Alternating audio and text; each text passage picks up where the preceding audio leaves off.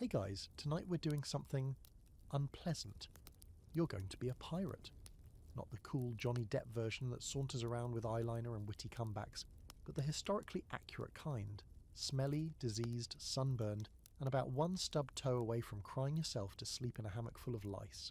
Honestly, you probably won't survive this. But you're here, so we might as well drag you through it.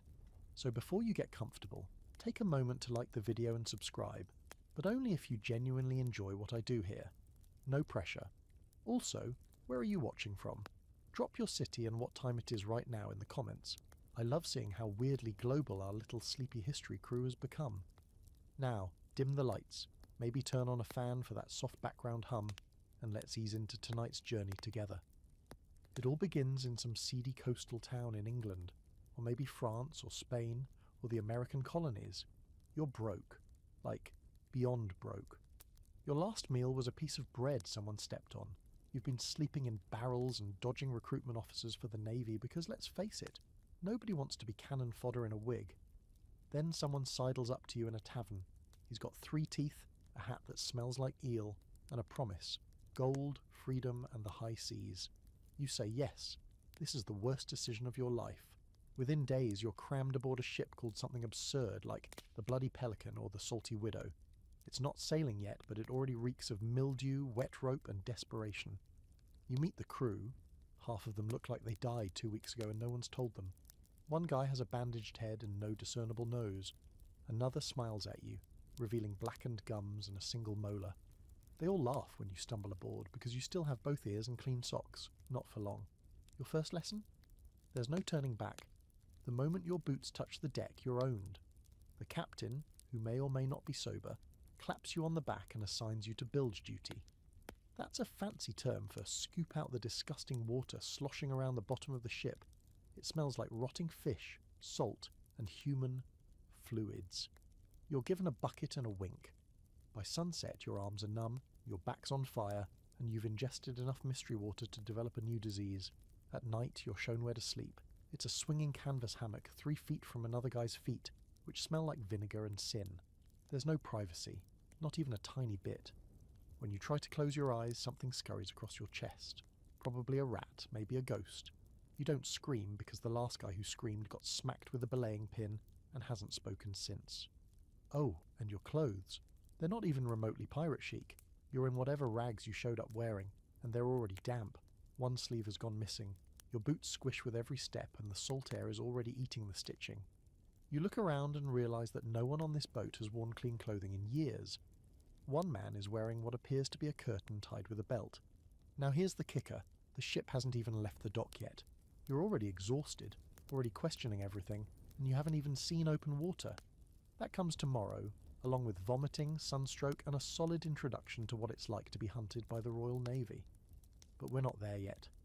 For now, you're trying to sleep, wrapped in a damp wool blanket as someone above you farts audibly, and another crew member starts snoring like a dying walrus. So what is the historical fact for the night? Most pirates weren't ex-adventurers or rebel heroes. They were desperate lower-class sailors who'd already survived hellish lives on merchant or naval ships and figured, why not turn to crime? It can't be worse. Spoiler, it was worse. And your fringe fact? Female pirates existed, and not just in myth. Anne Bonny and Mary Red disguised themselves as men, fought alongside the crew, and were just as savage, if not more. And yes, one of them reportedly stabbed a fellow pirate for being too hesitant in a sword fight. Romantic, right? As for the scholarly debate, no one can agree on what exactly turned the so-called golden age of piracy golden. Was it the influx of skilled sailors after European wars? Was it capitalism on steroids in the New World? Or just a perfect storm of greed, imperialism, and poor hygiene? Historians still squabble about it, usually while sipping tea and judging you for romanticising pirates in the first place. You shift uncomfortably in your hammock, already regretting this life choice. The ship creaks around you. A rat chews something in the corner, hopefully not your boot, and the stars outside glitter like they're laughing.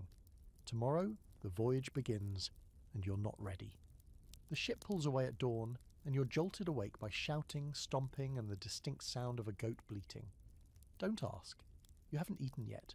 Your mouth feels like it's been stuffed with old rope, and your back is locked in a shape nature never intended. As the harbour fades behind you, and the ship groans its way into the open sea, a fresh scent hits your nose.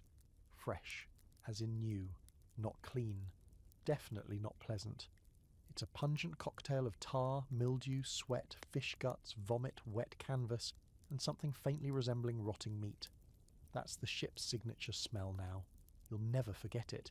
It'll live in your nostrils forever. Welcome to your floating home. There's no graceful way to describe the odour that settles in your lungs. It's sticky, physical, a presence.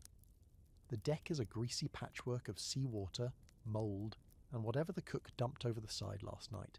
You try not to breathe too deeply, but you also don't want to pass out. One guy warns you, cheerfully, not to sit near the rear of the ship during windless days. That's where the slop bucket lives, basically a shared toilet constantly threatening to tip.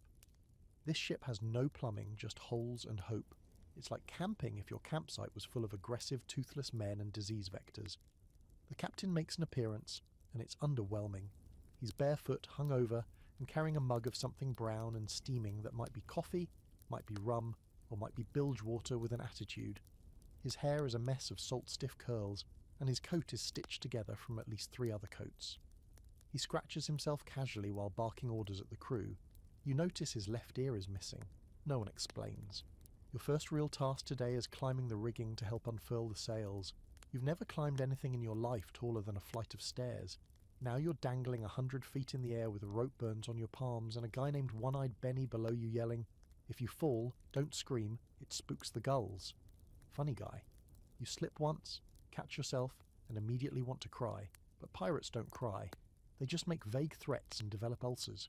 Up there, high in the ropes, you get your first real look at the ocean stretching to every horizon. It's beautiful, in a will definitely kill you kind of way. Deep blue, with rippling ridges and white caps forming under the wind. You're struck by how tiny the ship feels compared to all that water, like a floating toothpick held together with curses and nails. It creaks and shudders beneath you as it cuts through the waves. The wind is strong enough to make your eyes water, or maybe that's just fear leaking out. By midday, you've been barked at by 6 different men, all of whom seem to have some kind of minor head injury. You're told to scrub the deck, repair a torn sail, and then haul something called a mizzen, which turns out to just be more rope. Rope is your new best friend, and your worst enemy. It tangles around everything, burns your hands, and soaks up seawater like a sponge full of barnacle snot. Lunch is announced with a rusty bell and a yell. You're handed something that was described as stew, but it's really just tepid water with chunks of grey, stringy meat, and floating bits of what might be onion, or maybe fingernail. Everyone slurps it down like it's the finest cuisine. You stare at yours, then glance around and realise you'll starve if you don't adapt. You plug your nose, take a bite, and instantly regret every decision you've made in life. There's a hint of fish, a suggestion of mould, and a bold aftertaste of what even is that. As you eat, the guy next to you pulls out a lump of tobacco and jams it into his cheek. He's missing 3 fingers. He grins at you, and you notice one of his front teeth is made of wood. "Ain't so bad, eh?" he says, drooling slightly. You want to punch him and also cry on his shoulder. The day rolls on, endless and punishing. The sun bakes you from above, the sea sprays you from below, and there's no shade. You're sunburned, dehydrated, and everything you own is wet. Always wet. Even your soul. You try to ask someone how long it'll be before you reach wherever it is you're going. They laugh. No one really knows. The navigation system on board is optimism. There are charts, sure, but they're water-stained and drawn by someone with a shaky hand and a loose definition of coastlines. Here's your historical fact. Pirate ships didn't usually stink just because of poor hygiene, though that was a big part. It was also due to a lack of ventilation below deck. Ships were wooden boxes, and without proper airflow, heat and humidity turned them into mobile compost piles. Some pirates even drilled extra holes in the sides for air, which occasionally backfired when storms rolled in. Your fringe fact. Some pirates brought livestock aboard for meat, milk, or weird company. Goats were common, so were chickens. One documented pirate ship had a monkey that was promoted to powder monkey, though it didn't actually handle gunpowder, just threw things at people. You're not sure if that's a better job than yours. And the scholarly debate of the night, the myth of the democratic pirate ship.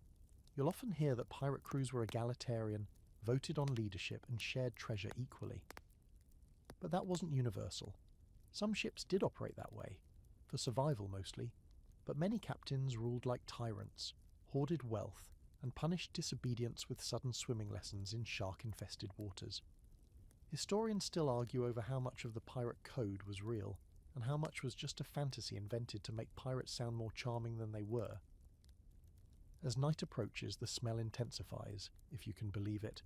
The heat of the day baked the filth into every crevice. The goats are bleating again. You crawl back into your hammock, aching from head to toe, your skin raw from salt and sun. The ship lurches, a wave crashes, and your dreams are interrupted by someone vomiting off the side. You wanted freedom. What you got was the salty widow and an unidentifiable rash on your lower back. Morning doesn't so much arrive as it slaps you in the face with a damp rag. There's no gentle sunrise, no chirping birds, just the jarring bellow of someone shouting, "All hands on deck!"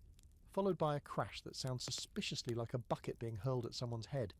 You groan, roll out of your hammock like a half-baked biscuit, and plant your bare feet onto a floor that's cold, sticky and squishy, in places that shouldn't be squishy. Your stomach growls. It wants breakfast. So do you.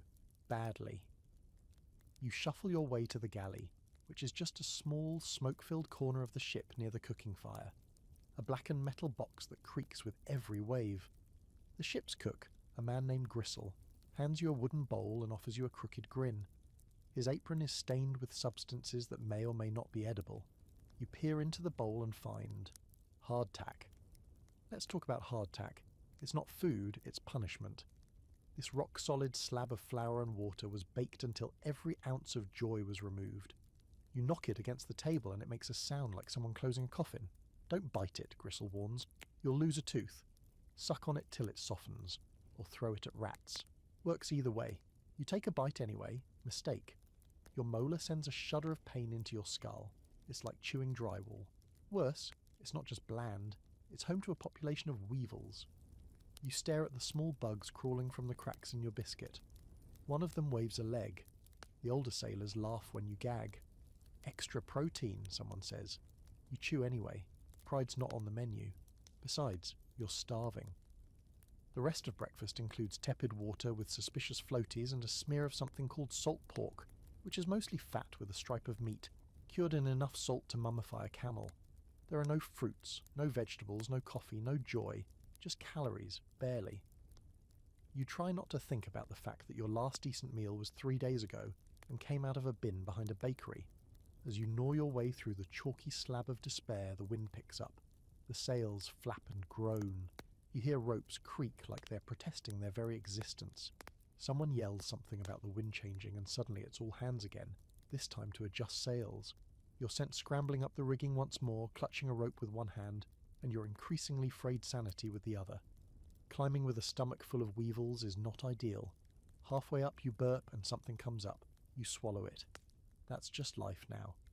Once the sails are in place, you're handed a mop and sent to scrub the deck. Again. You ask if you're being punished. No, says a man with a nose shaped like a melted spoon. You're just new. Everyone scrubs until they find a better job, or die great. You dunk your mop in a barrel of seawater and begin sloshing it across the boards, where it does absolutely nothing to clean anything.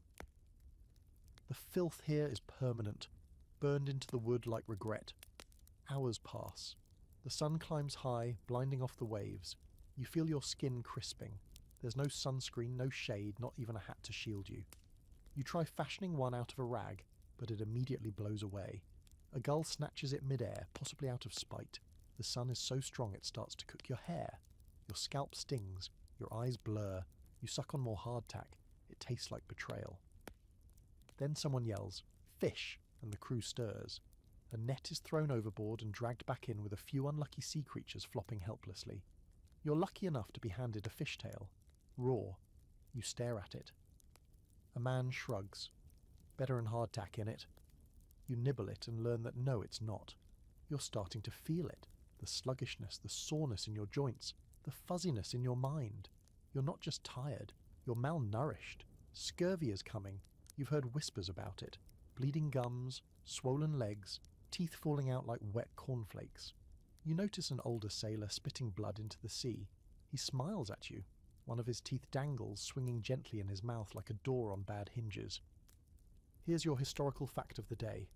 Hardtack, or ship's biscuit, was a staple on ships for centuries, precisely because it lasted forever, sometimes decades. Sailors would break it with hammers, soak it in water or rum and still complain. It was so solid it could crack teeth and so dry it could turn your mouth into a desert, but it didn't rot and that made it valuable. Your quirky fact. Some pirates actually like the weevils in their hardtack. No joke. Insects meant the biscuit was old enough to have softened slightly. Plus, the bugs added texture. That's where you're at now, finding the crunchy bugs more tolerable than the biscuit itself. And tonight's historical debate, the role of nutrition, or lack thereof, in mutinies. Some historians argue that poor diets and chronic illness directly contributed to crew unrest and rebellions at sea. If you're constantly sick, half-starved and forced to eat salted fat and dead bread, you're probably more likely to stab your superior in the neck. Just a thought. By the time dinner rolls around, more salt pork and hardtack surprise, you're considering jumping into the ocean and taking your chances with the sharks. You lie back in your hammock, stomach rumbling, brain foggy, and teeth already starting to feel loose. One of the weevils from your breakfast crawls across your blanket. You flick it off gently. You're starting to relate to it.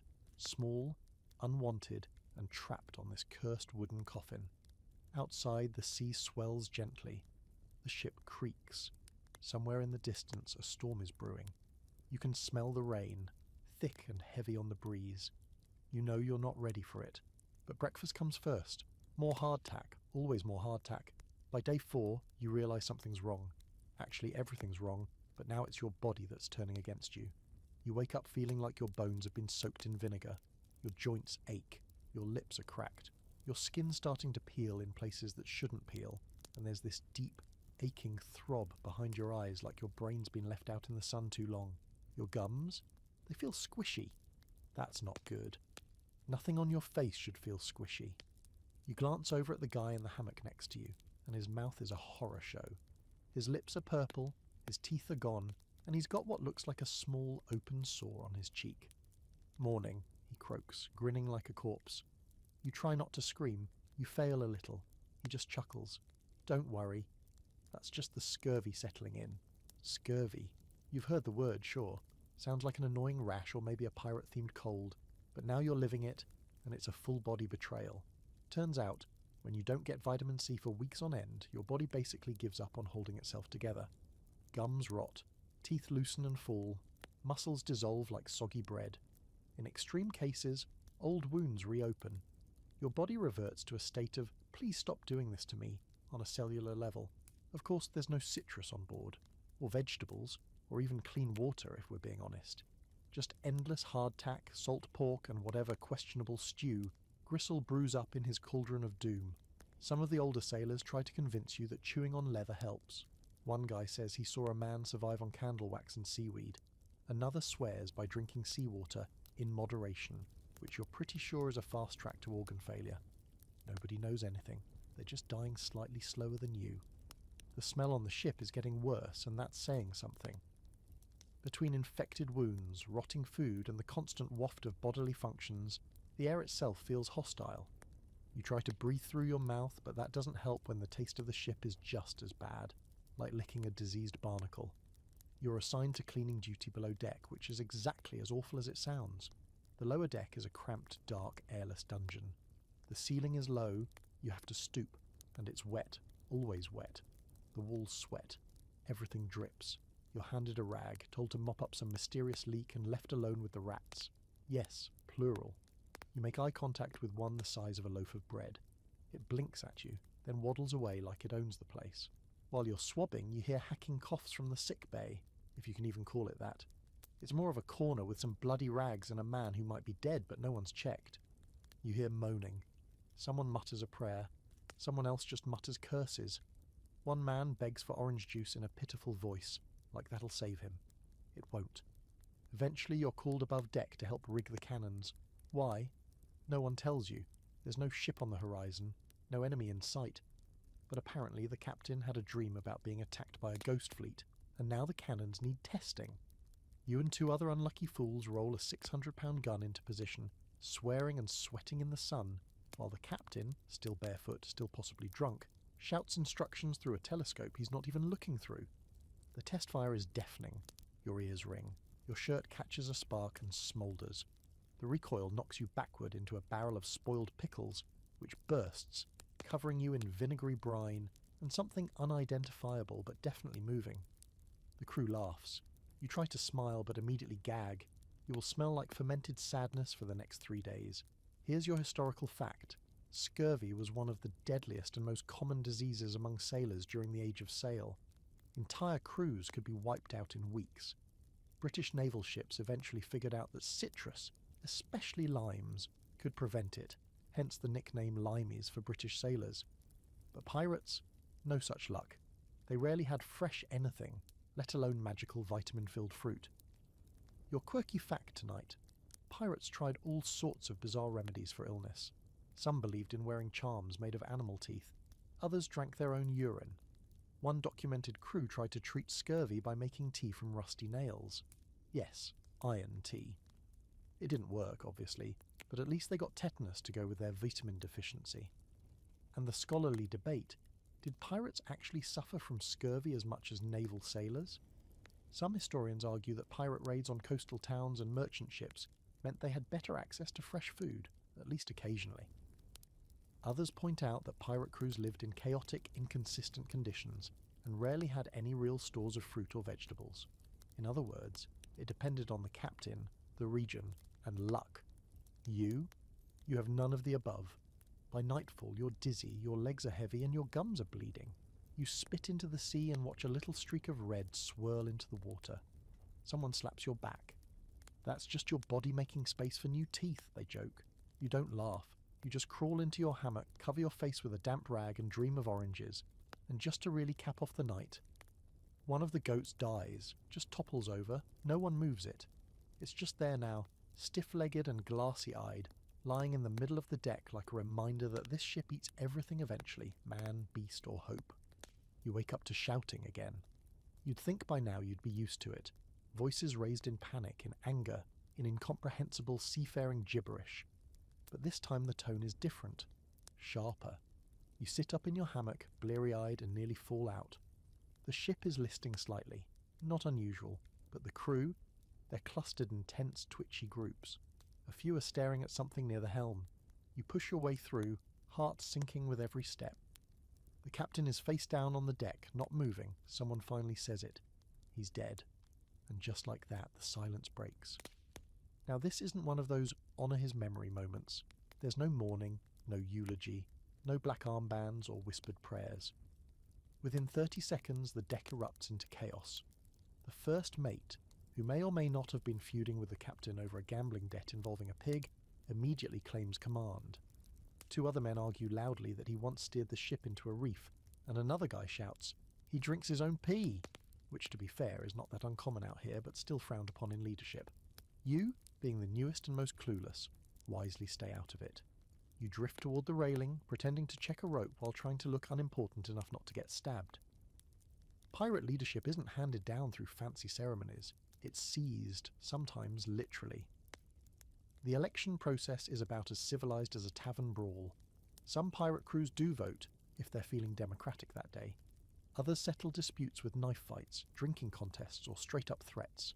This time, it's a shouting match that ends when the first mate fires a pistol into the air and growls, "Any more complaints?" Nobody responds. Partly because he's got a face like a haunted boot, and partly because no one wants to be the next body on the deck. So now, congratulations.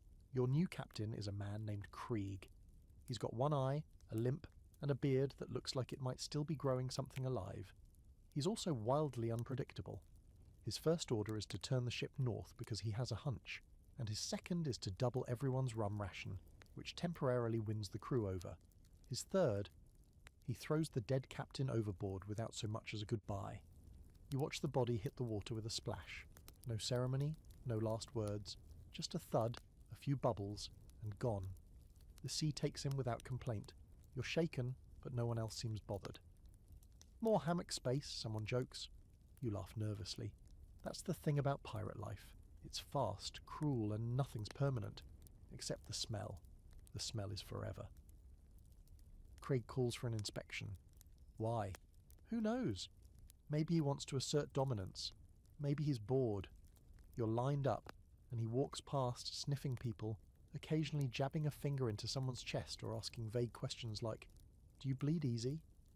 When he gets to you, he narrows his one good eye. "You the one with the goat rash?" he asks. You nod. He nods back, satisfied. You're on crow's nest duty. Great, the crow's nest.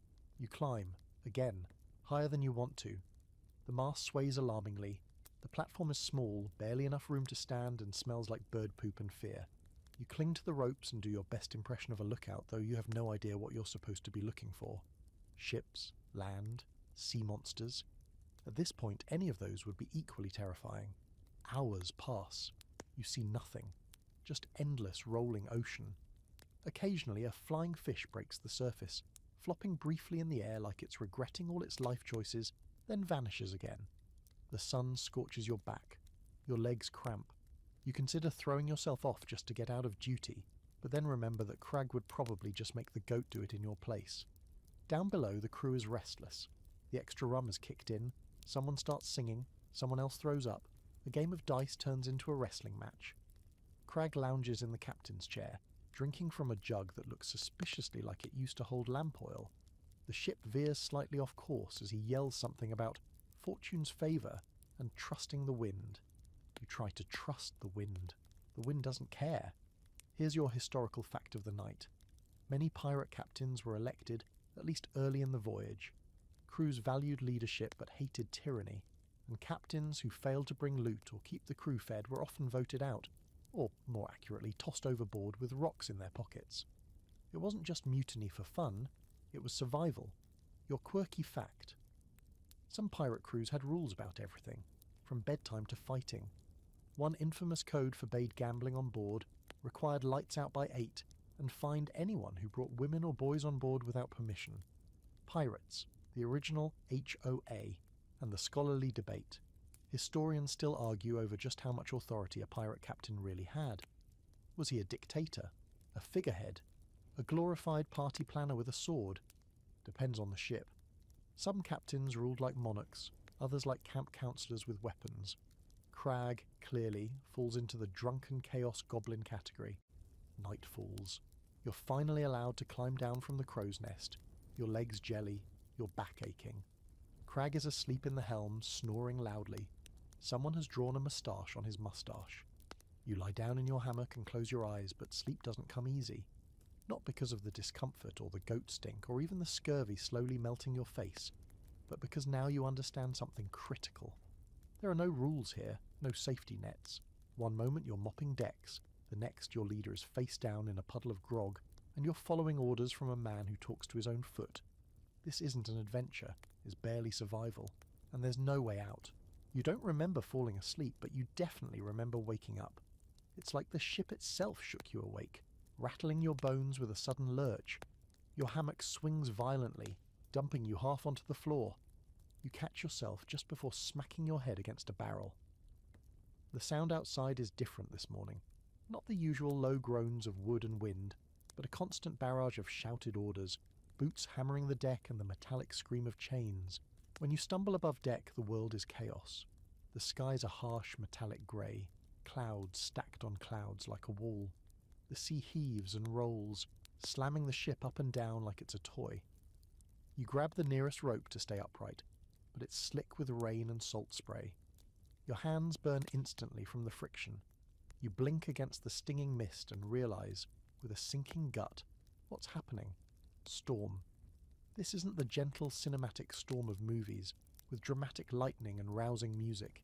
This is a living thing, a black screaming beast that wants you dead personally. The wind shrieks in your ears, tearing at the sails, pulling at your clothes like greedy fingers. The waves rise taller than houses, then crash down on the deck with the weight of falling stone. Water floods your boots. Your body is already soaked to the bone and the day's barely begun. Someone screams your name. At least you think it's your name. You turn to see a coil of rope tossed toward you. "Secure the starboard rigging," a voice bellows. You don't know which side that is. You just run where they point, tripping over a loose plank and landing knee first in a puddle of salt water. Your hands shake as you fumble with the knot, your fingers too cold to work properly. Another wave crashes over the deck, knocking you onto your back. The world tilts sideways. You scramble up again, coughing seawater. The smell has changed. Even through the storm, the stench of the ship lingers. Sour sweat, bilge water, vomit. But now it's mixed with the acrid tang of gunpowder from a soaked barrel and the unmistakable scent of fear. Pirates aren't fearless. Not at sea. Not in this. Half the crew looks ready to pray. The other half looks ready to drink. The captain, Craig, your one-eyed chaos goblin of a leader, appears at the helm bellowing something about riding the beast while clutching the wheel like it's a lover. His hair whips around his face, his coat plastered to his body. He looks like a deranged sea god, except he's definitely mortal and possibly drunk. "Reef the main, secure the gun ports, get that blasted goat carcass off the deck," he shouts. No one moves the goat carcass. It's become part of the ship now. You drag yourself toward the main mast. The sails above you are snapping, cracking like whips in the wind. Another crewman, a teenager with hollow eyes and no eyebrows, climbs beside you, his lips blue. "If it tears, we're dead," he mutters and keeps climbing. You don't ask what happens if he tears. Higher and higher you go, your body screaming at you to stop. The ropes are like frozen snakes under your fingers, slick and biting. The mast sways so violently you're sure it's about to break. The sea below is a swirling black-green nightmare, waves capped with white like gnashing teeth. You cling to the yardarm, your knuckles white, and reach for the sail. It flaps wildly, threatening to fling you into oblivion. You bite your lip until it bleeds and keep working. Somehow you and the other boy manage to reef the sail halfway. The ship steadies, slightly, but then a fresh gust hits, and a crack splits the air. The mast below you groans, a sound like a dying animal. "Move," someone shouts from below. You don't think. You just slide down the rigging like your hands are made of rope burns and terror. You hit the deck hard, breath knocked out of you. Another wave crashes over, tossing a barrel past your head. The storm doesn't stop. Hours blur together in a cycle of hauling, tying, slipping, and gasping for air.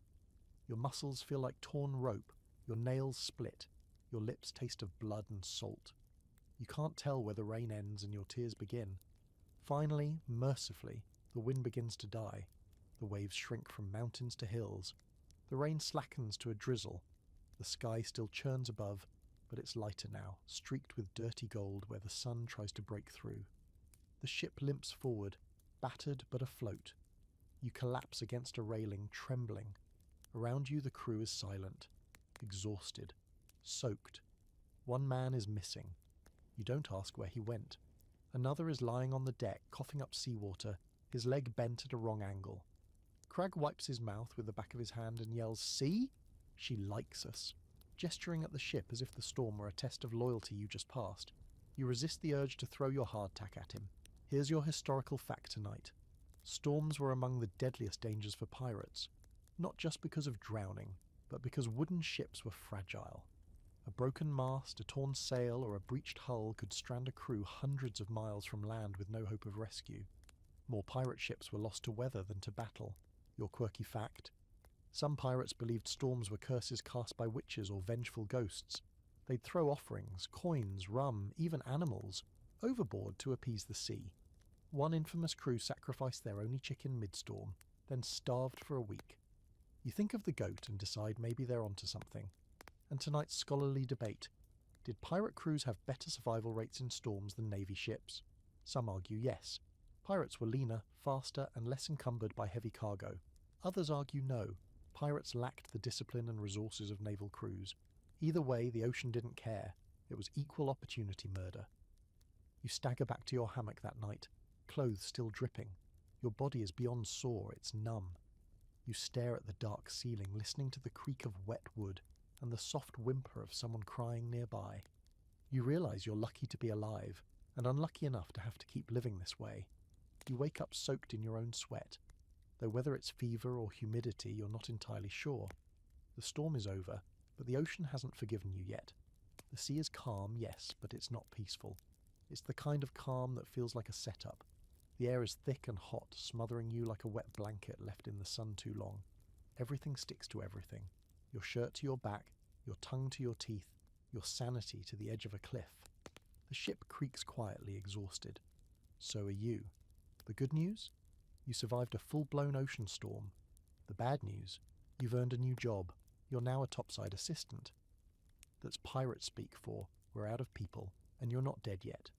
Your first duty of the day is to help scrub cannon barrels, in the sun, with a broken brush and a bucket of brine that smells like pickled sadness.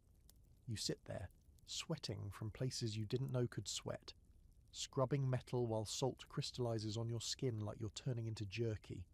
Crag stomps by, somehow louder than necessary. Hot enough to boil your eyeballs today, eh? He says cheerfully, drinking from a flask he never seems to refill. His beard has new birds nesting in it. Maybe just one. But you don't ask. You never ask Craig anything.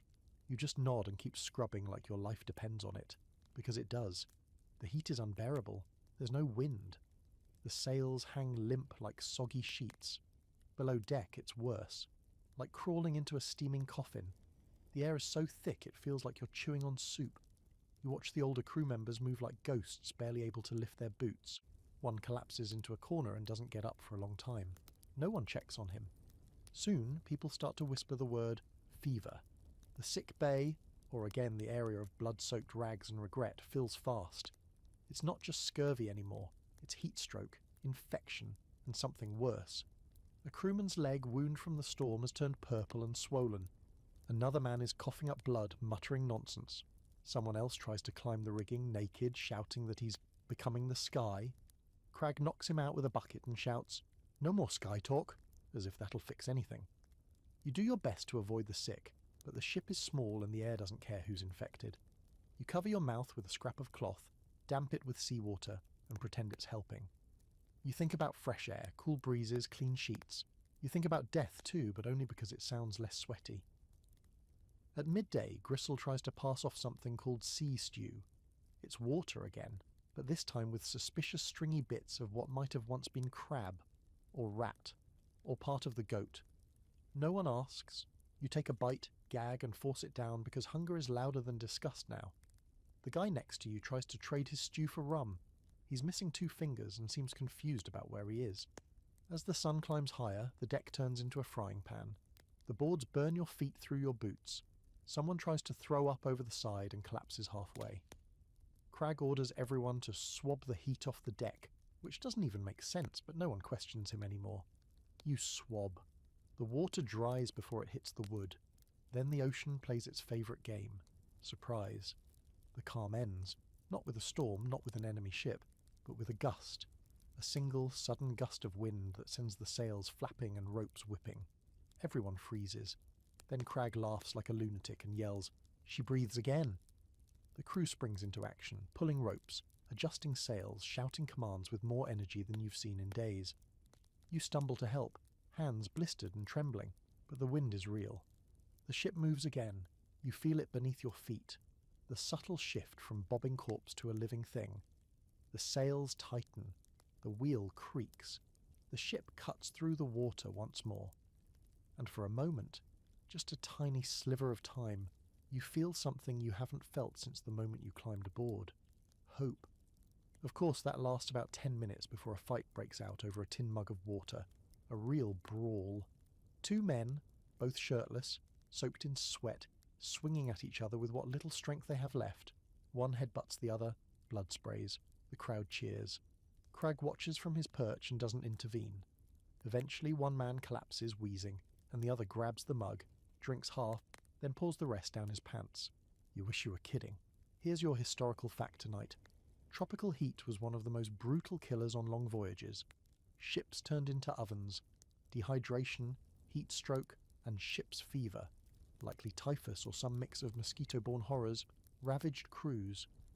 The heat weakened immune systems, and in a place where disease already thrived, that was a death sentence. Your quirky fact. Some pirates believed in sweat rituals to chase away illness.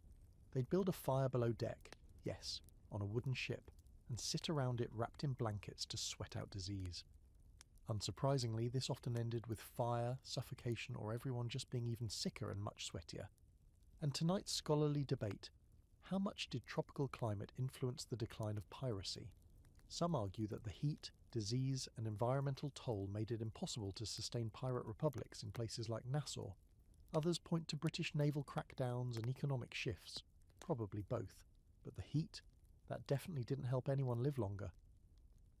That night you lie in your hammock, shirt clinging to your chest, sweat pooling in the curve of your spine.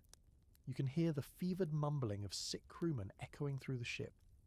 Someone whimpers. Someone else sings a lullaby in a language you don't understand. You close your eyes, and your dreams are strange, full of fire, endless deserts, and teeth falling from your mouth like coins. The breeze outside keeps blowing. The ship rocks gently. You might live through the night, or not. Either way, tomorrow's coming, and you can already feel it. Another day in this miserable floating purgatory. You wake up to the smell of rum and blood. Again. At this point, you're not sure if it's coming from outside your hammock or from you. There's a mysterious ache running down your left side, and your foot feels like someone tried to unscrew it during the night. When you sit up, the ship groans beneath you like it's exhausted. And honestly, same. Outside, the sky is cloudless and glaring. Everything is lit with that blinding sun-bleached glow that makes even the sea look annoyed. You emerge onto the deck, eyes squinting, mouth dry, and immediately wish you hadn't. There's a crowd near the centre-mast, and that's never a good sign. Crowds mean one of two things: someone's died, or someone's about to. Today it's both. One of the crew, young, maybe 17, sits on a crate, pale and trembling. His leg is wrapped in a crusty old rag, and the bottom half is turning black. Not bruised black, rotten black, gangrene. You don't need to be a doctor to know that's a bad sign. Fortunately, or unfortunately, you do have a ship's surgeon on board, or at least someone who calls himself one. Meet the ship's doctor, a man named Sawbones Jim. He has no formal training, no medical supplies to speak of, and a knife collection that belongs in a nightmare. His qualifications: he once dissected a whale and didn't cry. That's it. That's the resume. Time to do a bit of carpentry, Jim mutters cheerfully as he rolls up his sleeves, revealing forearms covered in tattoos and possibly blood. The crew clears space. The patient starts crying. Craig strolls over with a mug of rum and dumps it into the boy's mouth. "Drink up, lad," he says. "Don't want you remembering this." You try to walk away, you really do, but Craig spots you and points. "You?" Bucket duty. Your stomach drops. Bucket duty, as it turns out, is not what it sounds like. Or rather, it's exactly what it sounds like. You hold the bucket, under the stump.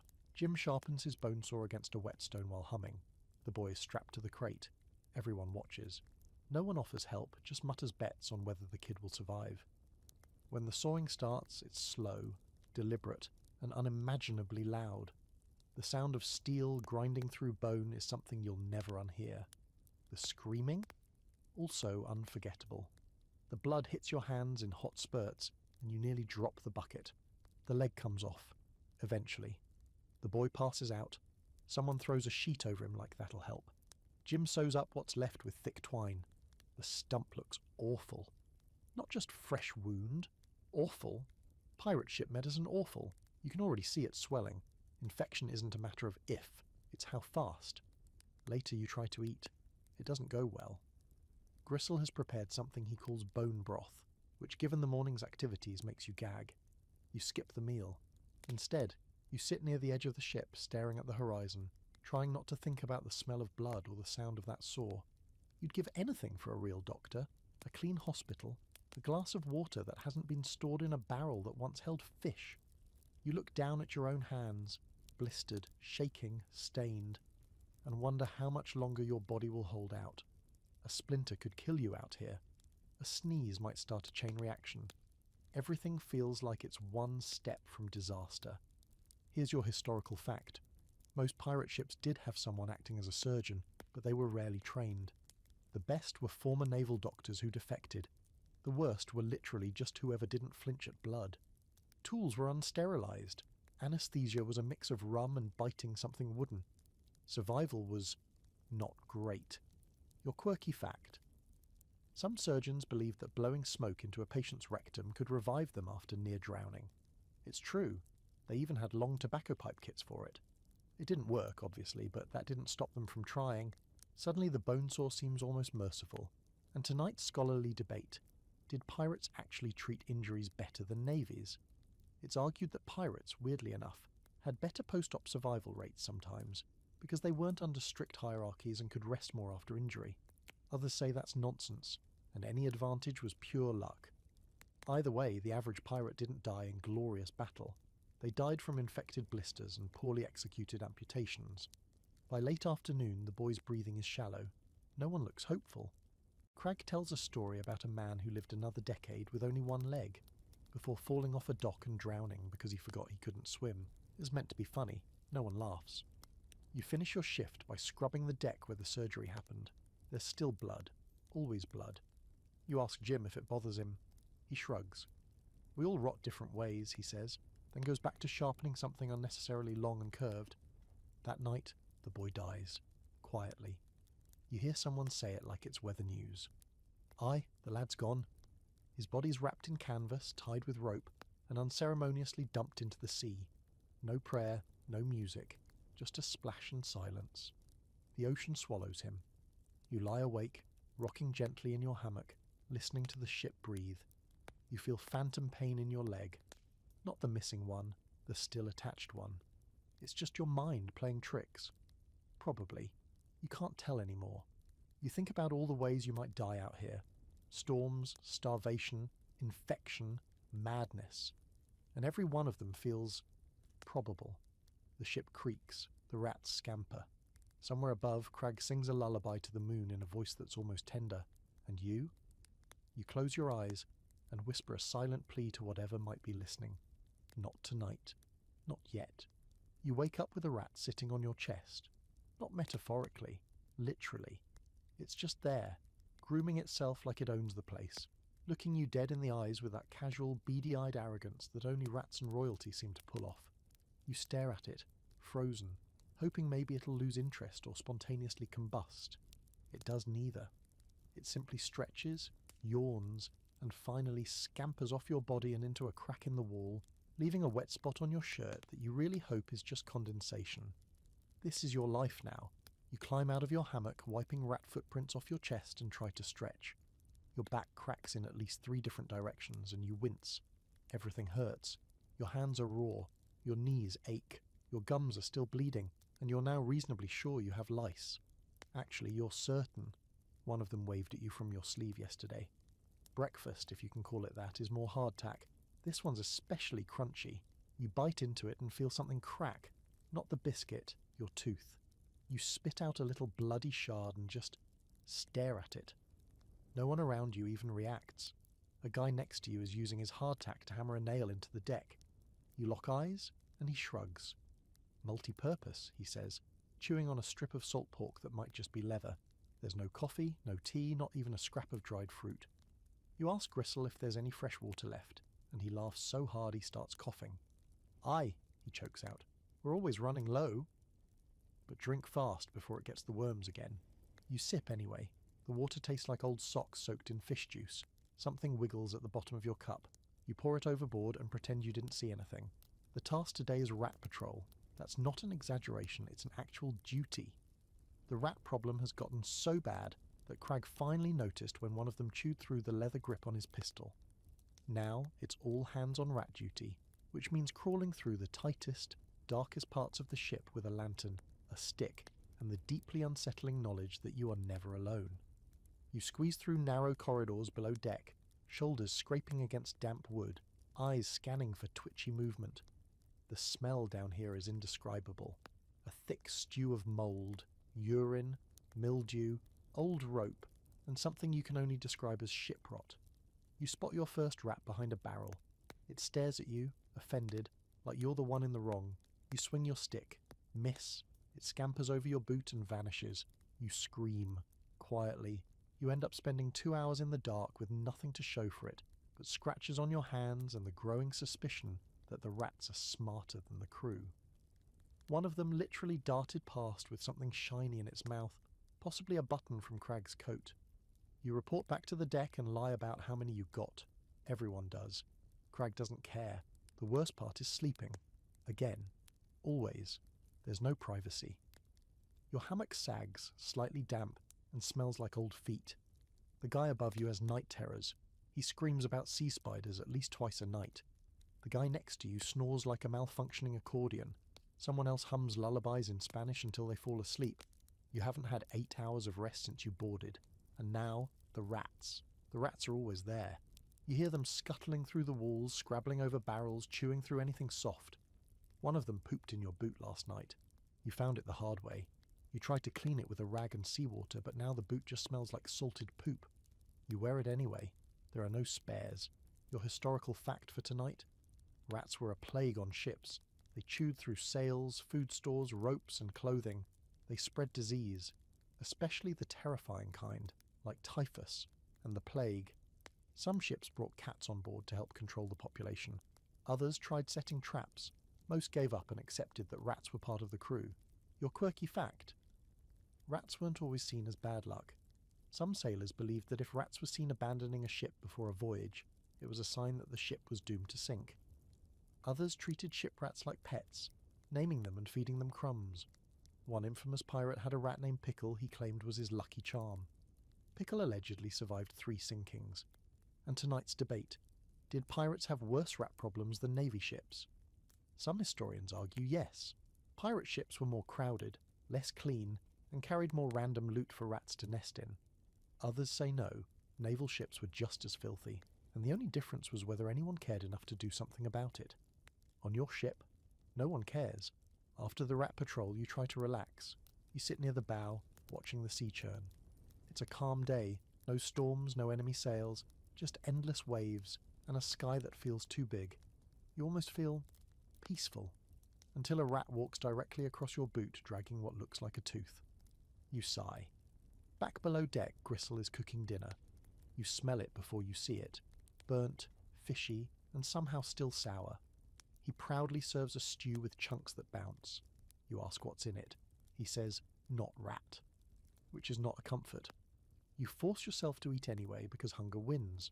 Always. Your teeth hurt, your stomach growls, your body's breaking down, and you're not even halfway through this nightmare.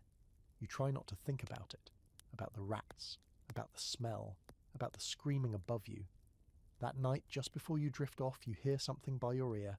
Tiny claws, close. You freeze. You don't move.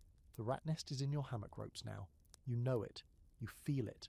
You close your eyes and mutter a prayer, not for safety, not for treasure, but just for one night without something crawling across your face. You don't get it. You wake up to shouting. Again. Not the usual pull that rope or swab that deck shouting. This is sharper, angrier, the kind of yelling that means somebody's about to get hurt. You crawl out of your hammock half dazed and immediately step into a puddle of something you don't want to identify. The smell of salt, sweat, and mildew punches you in the face. Then you hear it, the crack of a whip.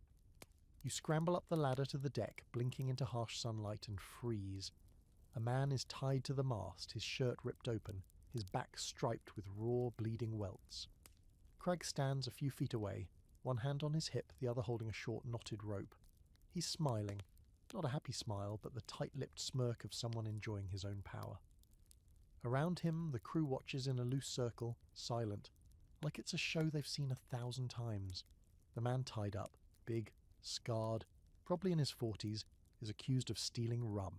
You don't know if he did or not. You don't think anyone does. Doesn't matter. Crag announces the punishment, 10 lashes.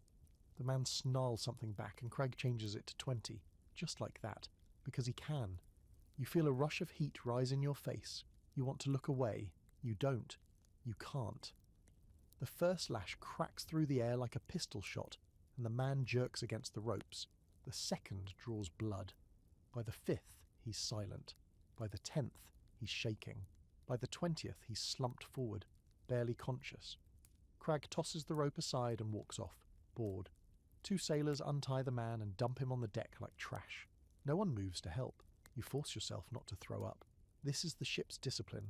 No trial, no explanation, just pain. You're learning quickly. On a pirate ship, freedom is a myth. The code everyone talks about. It's only real if the captain feels like it that day. Otherwise, it's just another piece of paper to wipe his hands with. You start to realize how fragile everything is, how easily a look, A word or a rumour can get you whipped, or worse. Later, as the sun climbs higher, you're sent to swab the deck where the punishment happened. The blood's still there, glistening darkly in the cracks between the planks. The wood is hot from the sun, and the smell is thick, iron and salt and sweat. You scrub until your hands ache. It never fully comes out. It never does. At midday, Krieg strolls by, humming, sipping from his flask. He doesn't even glance at you. You hear two sailors whispering nearby about mutiny. Not loud enough for Craig to hear, but loud enough for you to catch the words. Too far, next port, knife in his sleep. You pretend you didn't hear it and scrub harder. Lunch is another round of stew, but you can't eat much. Your stomach's a knot. The man who was whipped lies curled near the rail, breathing shallowly. Someone gives him a rag to bite on. Someone else pours a splash of rum on his back and calls it medicine. You know it's not. In the afternoon, the mood on deck is brittle. The crew avoids eye contact, speaking in murmurs. The laughter and dice games have stopped. Even the rats are quieter. You feel like you're walking on the edge of something sharp. Crag seems oblivious. Or maybe he isn't. Maybe he knows exactly what he's doing, keeping everyone afraid and off balance. You get ordered to clean a pistol. It's rusted, sticky, and smells faintly of old blood. You work the cloth over the metal, thinking about what you just saw, thinking about how easily it could be you next time. You remember the man with the saw, the boy with the stump, the rats, the scurvy. It all blurs together into one simple thought. You're trapped. Here's your historical fact.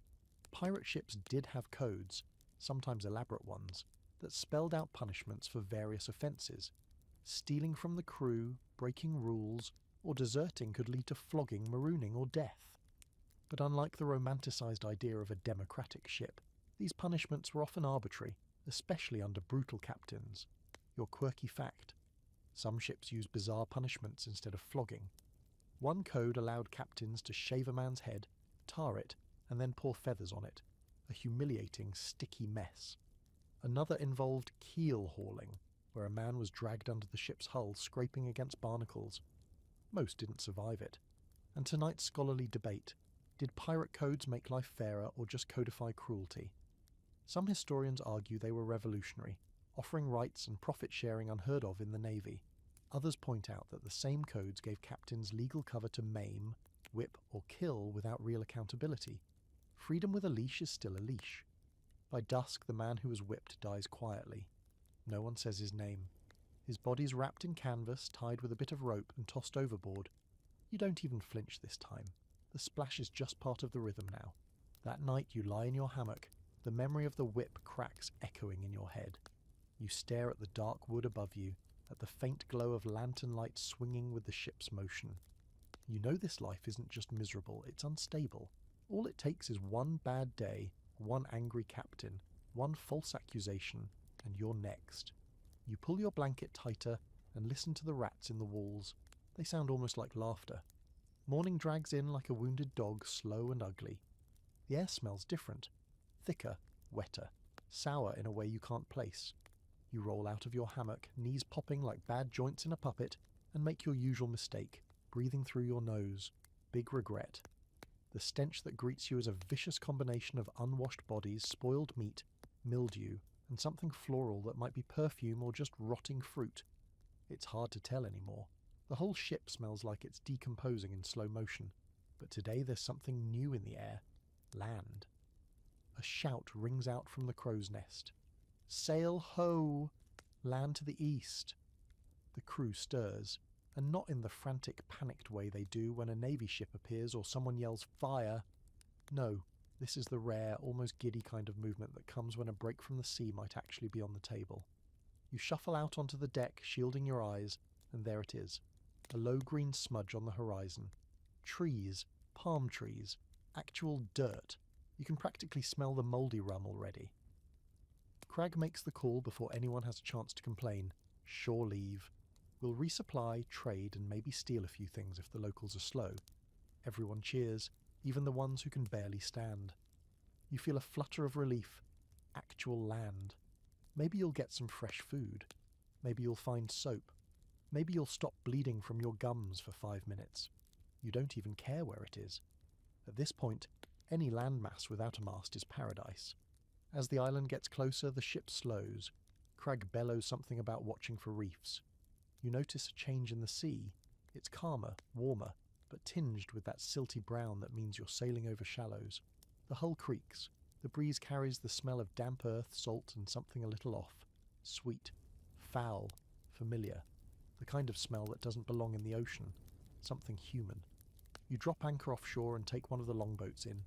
It's a rough ride. Shallow waves smacking the hull, oars creaking, some idiot trying to sing and getting slapped for it. You stumble onto shore and immediately collapse onto the sand, which feels like luxury bedding compared to the ship. It's hot, gritty, alive with ants, but you could cry with gratitude. You're on land. You don't even care that you've just set foot on what is, historically speaking, probably one of the worst places for a pirate to be. A disease-ridden, parasite-infested tropical cesspool. The locals don't seem thrilled to see you. A handful of them watch from the tree line, eyes suspicious, weapons casual but present. Crag waves at them like he's old friends with the jungle. "We're just here for rum and fruit," he shouts, "and maybe a few smiles." It's unclear whether he means smiles or bribes or something worse. Either way, a few of the locals drift out and begin the barter dance. You're sent into the port town to help haul water. It's not really a town, more like a cluster of huts and one crumbling fort with a flag you don't recognize. The air buzzes with mosquitoes the size of walnuts. The well is filthy, the barrels are mouldy, and a man nearby is vomiting into a ditch. Still, it smells better than the ship. Barely. Gristle disappears into a bar, or what passes for one, and comes out with 2 bottles of what he insists is rum. You take a sip. It's brown, oily, and tastes like fermented boot polish. You drink it anyway. Everyone does.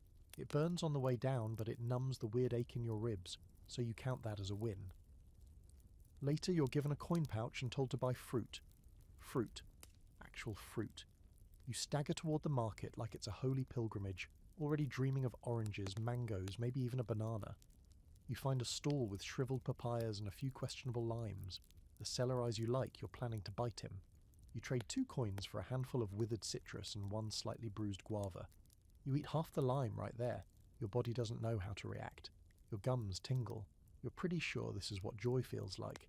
You get back to the boat before sundown. You're itchy, sunburned, and somehow already have 2 new bug bites on your neck. But your stomach has real food in it, and for a moment, just a fleeting, impossible moment, you feel like you might survive this. Of course, the next morning half the crew is vomiting. Somebody caught something. Maybe from the food, maybe from the water, maybe from that one guy who wandered off into the jungle and came back bleeding from his ears. Who knows? The sickness spreads fast. People drop where they stand. The deck becomes a patchwork of puke and fever-slick sweat. The air smells like hot garbage and stomach acid. Crag declares it's just a minor adjustment to the climate. He opens a barrel of limes and tells everyone to chew one. Cures everything, he says. It doesn't. You spend the day helping move the sick to the lower deck. Bad idea. It's hotter down there and there's no airflow. One man tries to leap overboard mid-fever. Another thinks his foot is a rat and tries to chew it off. You find Gristle curled under a tarp, shaking and whispering about a woman named Myrtle, who may or may not exist. You don't feel sick yet. Just tired. So tired. Your stomach rumbles. Your joints ache. But then again, they always ache. It's hard to tell what's normal anymore. Here's your historical fact. Many ports in the Caribbean and West Indies were absolute hotbeds of disease during the golden age of piracy. Pirates, desperate for supplies and rest, often risked more in shore leave than in battle. Yellow fever, malaria, dysentery. Just a few of the local greetings. Your quirky fact. Some pirates believed sleeping with a local woman would strengthen the blood and protect them from illness. This was not based on science. It was based on wishful thinking and a complete misunderstanding of how bodies work. Many pirates died thinking they were doing preventative medicine, and your scholarly debate. Did port towns help or harm pirate crews in the long run? On one hand, they offered food, water, and escape from the sea. On the other, they spread disease, drained morale, and often served as traps for law enforcement. Historians go back and forth. Pirates mostly went because they were desperate, or because they were drunk. That night you lie in your hammock again, clutching a half-eaten lime like it's a holy relic. Your stomach gurgles, your skin itches. The man in the hammock beside you isn't breathing. No one says anything. He's just left there. The ship creaks. The rats scurry. You whisper to yourself, "At least it wasn't me. Not tonight." You wake up to silence, which is more terrifying than shouting. No one's yelling, no one's coughing, not even the rats are squeaking. You lie there for a moment, wrapped in your damp hammock, waiting for something to break the stillness. Then you realise what it is. Too many people are dead. You sit up slowly, trying not to make noise. The air is heavy, swollen with humidity and the stench of sickness. Below deck smells like a mixture of sour meat, wet rope, and a hot, wet outhouse after a festival. It sticks in your throat like a bad decision. You swing your legs over the side and your boots hit something soft. You look down. A body, still warm. You stare at it for a second, too numb to be shocked. Then you step over it. You don't know his name.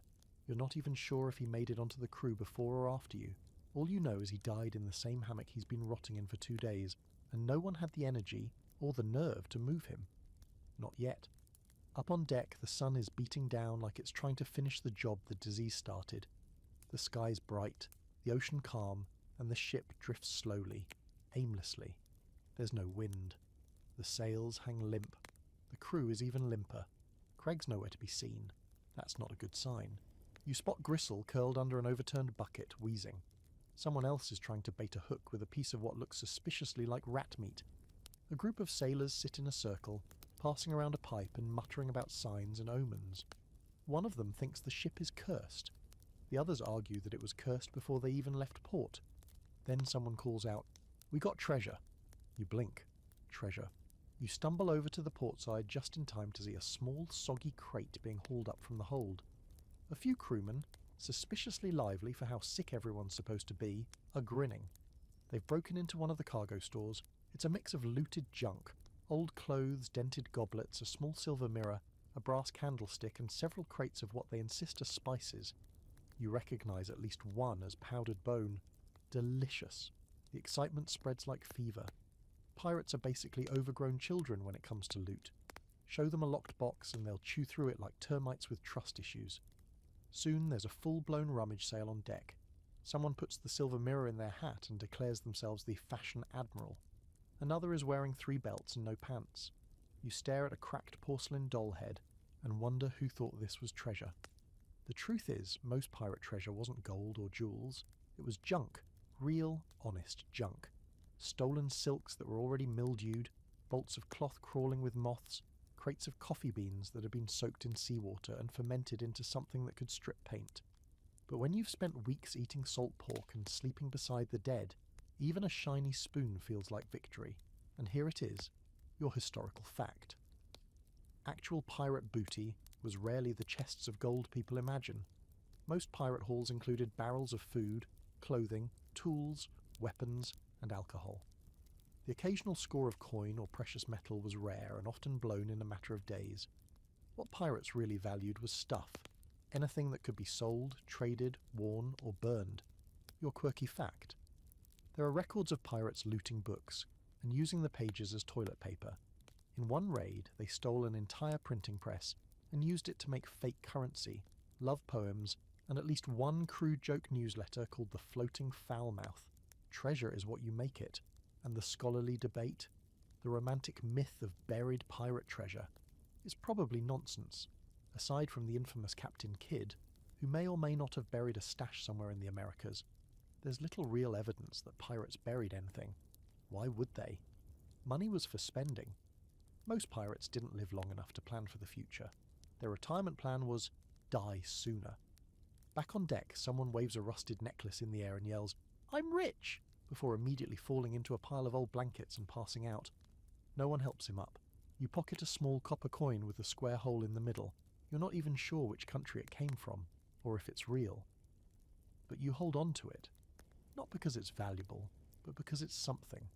Something you can grip when your teeth feel like they're about to fall out or your legs go numb from scurvy-induced nerve rot. The rest of the day is weirdly festive. Feverish energy spreads. People dance. Someone plays a tin whistle with 3 holes. The stench of death is still here, but it's shoved into the background by manic distraction. You hear laughter for the first time in days. It sounds wrong, hollow, like it's echoing up from the bottom of the sea. As the sun sets, a group of crewmen start burning some of the mouldy loot. Old books, a broken harp, half a painting of what might have been a goat in a wig. The flames crackle, and the smoke is rich and greasy. You watch it rise and wonder if the ship itself is laughing at you. That night, Crag finally reappears. He stumbles up from below deck, shirtless, wild-eyed, covered in old ink and newer blood. "I wrestled a fever demon," he announces to no one in particular. "I won." Then he climbs into the rigging and sleeps there like a bird. Nobody questions it. You lie in your hammock, the copper coin clutched in your palm, and stare up at the swaying shadows above. Below, the ship holds its breath. You think about treasure, about what it means out here. Not gold, not jewels, just the ability to wake up tomorrow, not be the body under someone's boot, and maybe chew a lime without your teeth falling out. That's the real loot. Surviving, you wake up to cannon fire. It's not a dream. You don't even have dreams anymore, just brief episodes of unconsciousness interrupted by rats and gun pain. This is real. The ship is shaking, the deck is thundering overhead, and someone is screaming the words "battle stations," like you're in the Navy or anyone here has a clue what they're doing. You lurch out of your hammock, barefoot, half-dressed, and slam your head into the beam above you. Welcome to pirate combat. By the time you claw your way up to the deck, the situation is clear. There's another ship on the horizon, closing fast. Big sails, clean rigging, and a fresh coat of paint, which already tells you three things. They're faster, better armed, and probably smell better. You squint through the smoke and haze and see the shape of a naval frigate, those elegant, soulless killers of the sea. Your heart sinks. It's like bringing a soup spoon to a gunfight. Crag is already shouting orders. He's wearing his coat backward and has two pistols tucked into his belt, one of which is still smoking. "You rats know the drill," he bellows. "Board or be boarded." The crew scrambles to load cannons, uncoil ropes, and look busy. You're handed a rusted cutlass and pushed toward the railing. The blade is chipped. The handle is sticky. It smells faintly of cheese. You try not to think about it. The ship rocks violently as the first cannonball hits, splintering the stern and sending a rain of wood shards across the deck. A man next to you screams, partly from fear, partly because a piece of mast just removed part of his ear. Blood sprays. You duck, instinct taking over. Another boom follows, and the whole ship shudders like it's trying to shake you off. You're ordered to run powder to the cannons, which sounds easy until you realise it means sprinting back and forth across the deck, carrying sacks of black powder while dodging cannon fire and slippery puddles of whatever bodily fluids are currently pooling near your boots. The noise is overwhelming. Cannon blasts, shouts, the creak of the hull, the whistling of incoming fire. One cannon misfires and explodes, taking half a man with it. The rest of the crew barely reacts. As the ships draw closer, the air fills with smoke, screams, and flying debris. The other vessel is sleek, deadly, and frighteningly organised.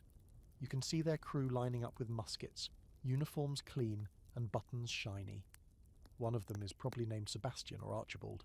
You hate him already. Crag yells, "Grappling hooks! Get ready to swing!" And that's when it hits you. You're about to board a ship full of well-armed, possibly sober naval officers. You, a scurvy-riddled sea hobo with lice and one working boot, are going into melee combat with trained professionals. You're definitely going to die. Ropes fly, hooks catch. The ships slam together with a shuddering crunch that nearly throws you overboard. Someone yells, "Go!" And then you're leaping across the gap with the grace of a terrified chicken, blade raised, mouth open in what may or may not be a battle cry. You land hard, roll across the deck of the other ship, and immediately get kicked in the ribs by a man in a powdered wig. Combat is chaos. Screams, smoke, gunfire, steel on steel. You swing your cutlass wildly, hitting someone's shoulder, maybe. Blood sprays. A man swings at you with a saber and misses by inches. You duck, slip on something wet, hopefully rum, possibly intestine, and crash into a barrel. You pull yourself up and see Crag swinging a broken pistol like a club, cackling, blood on his teeth. It's not elegant. It's not choreographed. It's a brawl in a floating alleyway, and you're just trying not to die. You jab at anything in uniform, dodge anything that looks sharp, and try not to vomit from the adrenaline. The sounds are deafening. Screams, metal, splashes as men fall into the sea. Eventually you look around and realise you're winning, or at least not losing. The naval ship's crew is retreating, their decks slick with blood and bodies. Some jump overboard, others throw down their weapons. Crag stands on a pile of crates, roaring triumphantly.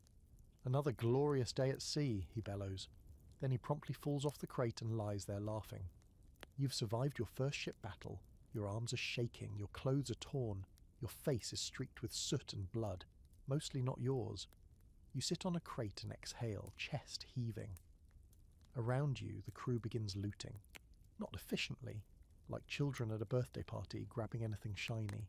Someone finds a bottle of wine and passes it around. Someone else is dragging a ham leg the size of a cannon. Here's your historical fact. Most pirate battles were short, brutal affairs.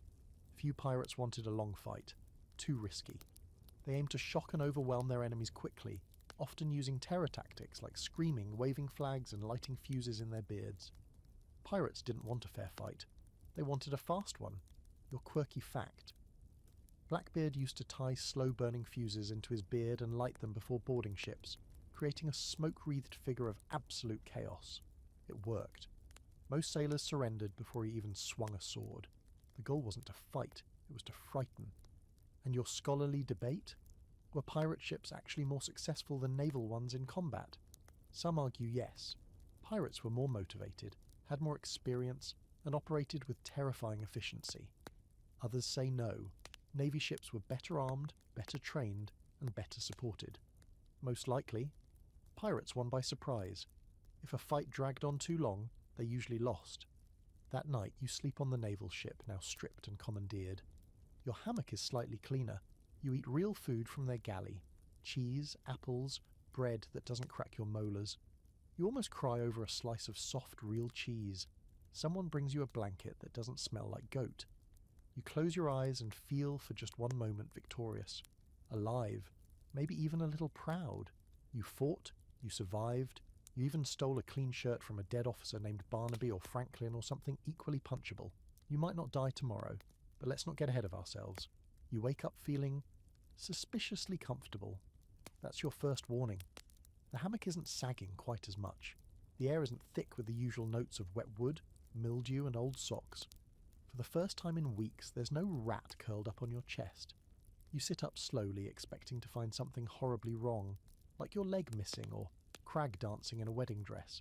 But instead, everything's just quiet. Too quiet. You glance around. The crew is scattered between the two ships, the captured Navy frigate and your barely floating trash barge. The vibe is strange, unsettled. The battle's over, but instead of celebrating, everyone's acting twitchy, whispering in corners, watching each other like dogs eyeing the same bone, and you know exactly why. Loot. Or, more specifically, the share. See, now that you've successfully committed high seas robbery and murder, there's a little matter of who gets what.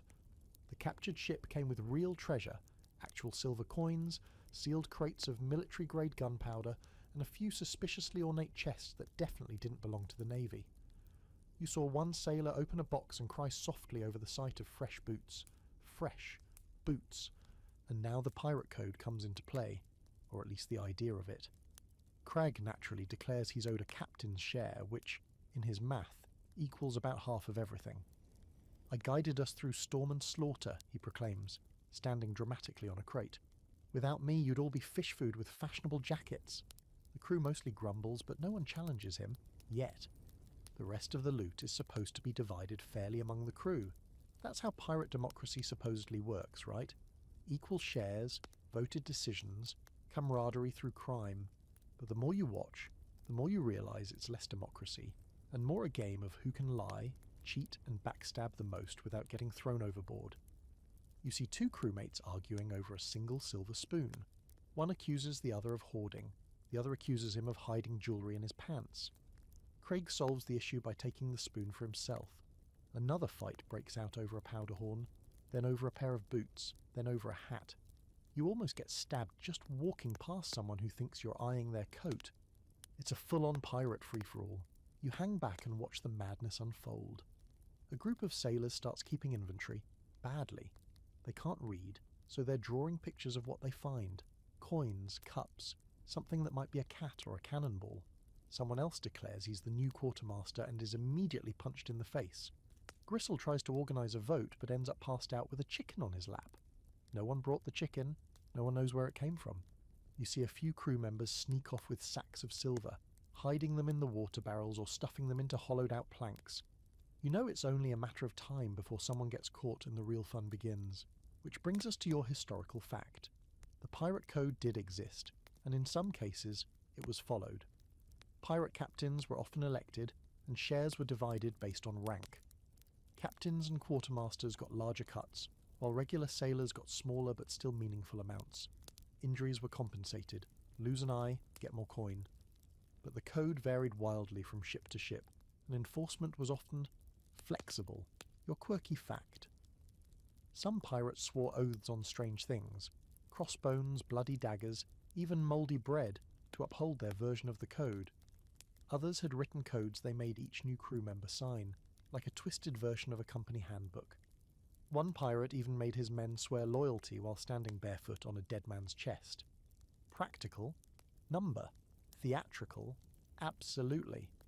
And your scholarly debate. How democratic were pirate ships, really? Some historians say they were the early prototypes of worker-run collectives. Captains could be voted out, loot shared fairly, and decisions made communally. Others argue this was the exception, not the rule, and most pirate ships operated under the illusion of fairness, while actually being run like floating dictatorships. Sound familiar? By sunset, tension has reached a deliciously dangerous level. Crag is clearly drunk and increasingly paranoid. He starts accusing people of traitorous math, and demands someone recount the shares. Someone else claims Crag took the good boots. Crag denies it, even though he's clearly wearing them, and they're 2 sizes too small. His toes are definitely turning purple. Then someone mentions mutiny. Not loudly, just a whisper, barely audible, but it's enough. Crag freezes mid-rant. The entire deck goes still. You could hear a weevil sneeze. Crag slowly draws one of his pistols, the one he calls Susan, and fires it into the air. "Anyone feeling brave tonight?" he asks, voice low, smiling just a bit too wide. No one answers. Not out loud, anyway. You lie awake that night, curled in your slightly less revolting hammock, the sound of gold coins clinking and rats chewing echoing through the ship. Your mind spins with possibilities. Take your share and sneak off at the next port. Try to rally the others to vote Crag out. Steal Susan and pitch her overboard. You still have the little copper coin you pocketed days ago. It's worthless. Probably. But it's yours. And right now, ownership of anything feels like power. But power on this ship is a volatile thing. One cracked deckboard away from a dagger in the back, or a night swim with lead boots. Tomorrow might bring a vote or a coup, or just a mysterious accident involving a barrel of gunpowder and an unfortunate misunderstanding. Pirate democracy, where the only thing fair is the likelihood of betrayal. You wake up choking on smoke. It isn't fire, not yet, but the smell hits your lungs like a slap. Sulphur, burnt oil, old canvas. You cough, sit up, and swing out of your hammock just in time to see a pale, frantic crewman stumble past, shirt half on, face streaked with soot. You follow him up the ladder, heart hammering, half convinced the ship is finally going down in a blaze of poorly thought out choices. Turns out it's just mutiny. Well, attempted mutiny. You burst onto the deck into a scene so chaotic it actually takes you a second to process it. The sky's still black, just nudging into dawn, but the deck is lit with scattered torches and broken lanterns. Shadows leap across the sails like ghosts at war, and in the middle of it all, Craig, barefoot, shirtless, blood on his chest, laughing like this is the best birthday party he's ever had. 3 crewmen lie sprawled near the mainmast. One's groaning, clutching his side. One isn't moving at all. The third is trying to crawl away, muttering something about "didn't mean it" and "wrong barrel." Around them, the rest of the crew stands in a loose, uncomfortable ring. No one's helping, no one's intervening, they're just watching. Crag has his pistol drawn. Not Susan, the other one, which he's charmingly named Baby Crag. He waves it in one hand and a machete in the other, spinning a slow circle like he's doing pirate ballet. 3 worms in the apple, he says, voice hoarse. Rotting from the inside. Thought I wouldn't notice, eh? No one speaks. He kicks the closest mutineer in the ribs. The man coughs blood. Crag smiles. This one, he says, pointing with the machete. Tried to light the powder magazine. Did you know that? He chuckles. Would have sent us all to Neptune's kneecaps. You feel a chill crawl up your back. That explains the smoke. It also explains the new scorch mark near the lower deck hatch. You glance around and realise something important. The mutiny wasn't a plan, it was a panic. A clumsy, desperate lurch toward survival. Some poor souls thought they could end Crag before he ended them. Problem is, they underestimated two things. How alert a man can be when he sleeps with one eye open, and how fast Craig is with a blade. What follows is a punishment so swift and raw, it barely feels real. Crag orders the groaning man tied to the mast, hands bound above his head. The one who tried to crawl away is gagged and thrown in a barrel. The third, unmoving, gets wrapped in canvas without ceremony and heaved over the side. Splash. Gone. No prayer, no silence, just an angry grunt and a wet thunk. The barrel man gets rolled around the deck for a bit, each push punctuated by a crewman muttering some half-hearted insult. Eventually Crag stops the game and has the barrel nailed shut. Let him think about trust, he says. We'll let him out when we reach port. Or not. A few nervous laughs trickle out. You don't join them. The mood on the ship changes instantly. It's not fear anymore. It's something colder, quieter, resigned. The kind of silence people wear like a cloak when they realise no one is coming to save them. Crag orders rum poured. To the survivors, he says, raising a cup. The loyal, the clever, the still breathing people drink. Not because they're celebrating, but because there's nothing else to do. You take your cup and sip without tasting. Your hands are trembling, but you keep them steady. You've learned the art of pretending everything's fine. Everyone here has. Here's your historical fact. Pirate mutinies were more common than movies suggest, but they rarely succeeded. The moment a crew tried to overthrow a captain, everything got fragile. Discipline vanished. Loyalty fractured. Most mutinies ended in blood, or in a compromise that only delayed the inevitable. Your quirky fact. Some pirate ships had a designated talker, a charismatic crewman whose job was to keep tensions down. He'd tell jokes, calm disputes, and, if necessary, distract the captain with wild stories, kind of like a therapist who could also knife you if you stepped out of line. And the scholarly debate, was mutiny more frequent under brutal captains or during hard voyages? Historians argue both sides. Some say cruel leadership always breeds rebellion. Others point to long stretches at sea, starvation, or failed raids as the real triggers. Either way, mutiny was less about justice, more about desperation, and usually it didn't end well. By midday everything is scrubbed clean, blood wiped, smoke gone. The deck smells of rum, sweat, and quiet dread. The man tied to the mast is still there, alive, barely. Crag ignores him. The crew ignores him. You try to, but it's hard not to notice the way he twitches every few minutes like he's falling in a dream he can't wake from. You're told to keep watch in the crow's nest. Fine by you. Up there at least you're alone. No laughter, no knives, no Crag. Just wind, endless sea, and the illusion of distance from everything horrible below. You climb, legs aching, splinters digging into your palms. The platform sways slightly, and you settle in with your spyglass. Nothing but horizon. The sky's flat and grey, the water oily and slow. You scan in lazy arcs, not really looking, just giving your hands something to do. Then, out of nowhere, a thought hits you. You almost missed the mutiny. If you'd slept 5 minutes longer, you'd have woken up in smoke and fire, possibly already dead. If it had succeeded, you'd have been tied up or tossed overboard, or forced to pick sides you weren't ready for. You realise how little control you have, how paper-thin your role is. You're not important, you're not safe, you're just still breathing. That night you stay in the crow's nest long after your shift ends. No one calls you down, no one notices.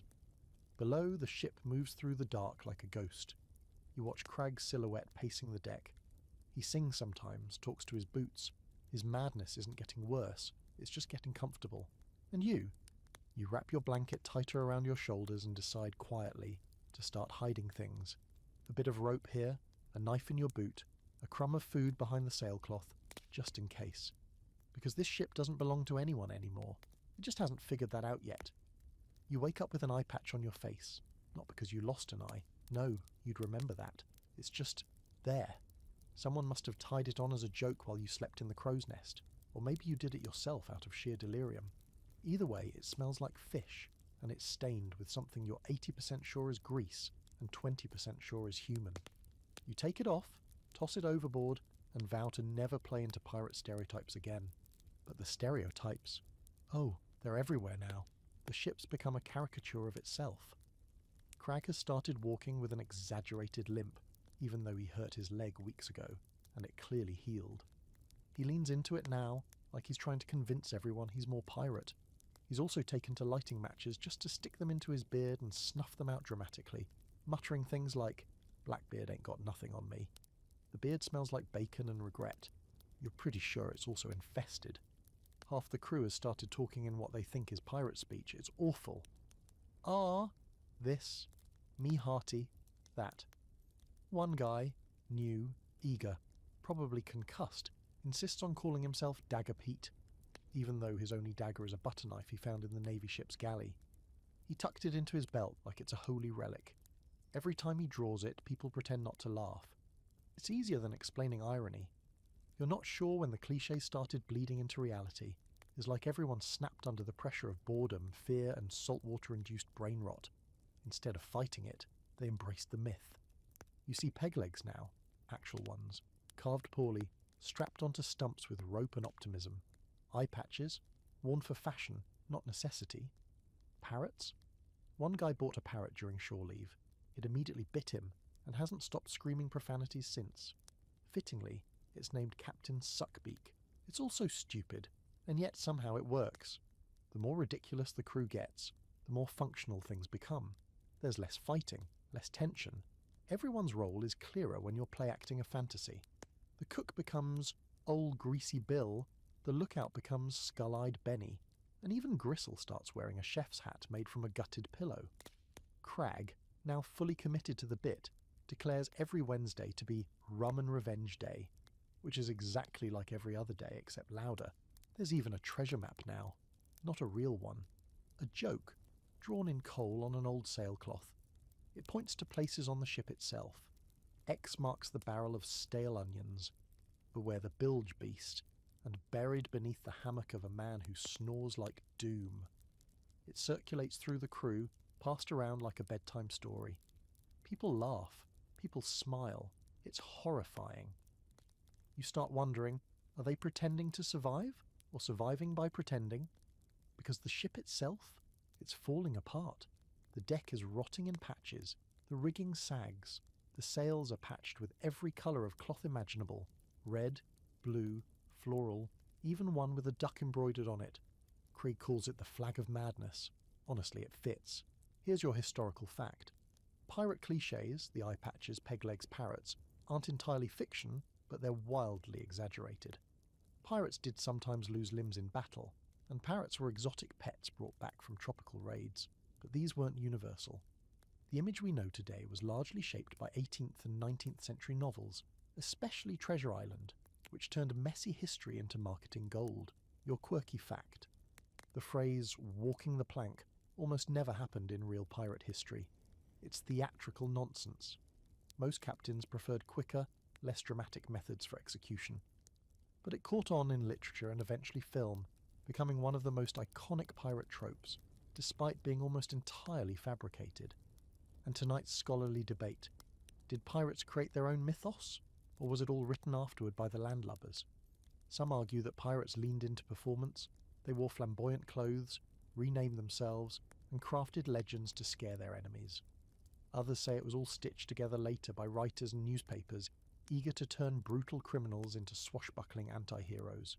The truth is probably both. Pirates knew the power of fear, and nothing's scarier than a lunatic in a feathered hat waving a sword and laughing. Back below deck, you patch your hammock with a scrap of stolen velvet and find a single gold button in the folds. You keep it. You've got a growing stash now. A copper coin, a dice carved from bone, half a comb, and now this button. Useless, really, but they're yours, your own treasures, absurd as they are. Everyone's collecting something now. Trinkets, myths, identities. You lie there that night listening to someone poorly play a concertina, wheezing out a sad sea shanty while Captain Suckbeak screams, "Idiot!" in the background. The ship creaks. The waves lap. Someone tells a story about a ghost ship with sails made of skin, but no one even pretends to be scared. They've heard worse. They've lived worse. You close your eyes and try to remember who you were before this. You can't. Not clearly. Your name feels like something left behind on a dock, traded for salt and stories. You're not a person anymore. You're a role, a pirate. Not the kind who finds treasure, the kind who survives long enough to rot. The real horror, you're getting good at it. The next morning, Crag calls a meeting. That's a sentence you should never hear on a pirate ship. Meetings are for mutinies, executions, or very bad ideas disguised as brilliant plans. You stand near the back of the group, arms crossed, trying to stay inconspicuous, which is difficult when everyone else looks equally guilty and sunburned. Crag stands on a barrel, his coat flapping dramatically in the wind, despite the fact there is no wind. His boots are mismatched, again, and his beard has new beads woven in, one of which may be a tooth. You don't ask, you never ask. "Brothers and sisters," he begins, voice hoarse from rum or shouting or both. "We've crossed oceans, defied storms, and spat in the eye of the Navy. And what have we got to show for it?" There's a beat of silence. Then someone in the crowd mutters, "Fleas." Craig ignores it. "We've got loot. We've got freedom. And now..." He pauses dramatically, pulling something from behind his back. A small wooden chest, clearly looted from the Navy ship. He slams it down. The lock's already been pried off, the lid cracked. He opens it. Inside is a pathetic handful of coins, silver mostly, along with a few rings, a medal, and what might be a dried fig. Crag gestures with both arms like he's just revealed the Ark of the Covenant. "This is our share," he says proudly, "divided fair and square." You stare at the chest. You could maybe buy a goat with that. A sick goat. Maybe one with a limp and a gambling addiction. The crew collectively shifts, eyes narrowing. You can feel the mood souring like milk left in the sun. You hear mutters, "That's it? Where's the rest? Thought there was more." Because here's the thing. You all saw what was on that naval frigate. Chests, crates, locked compartments, wine, silk, silver. And now Crag is claiming this is what's left. After all the blood, the sleepless nights, the dysentery. No one says it, but everyone's thinking it. He kept the good stuff.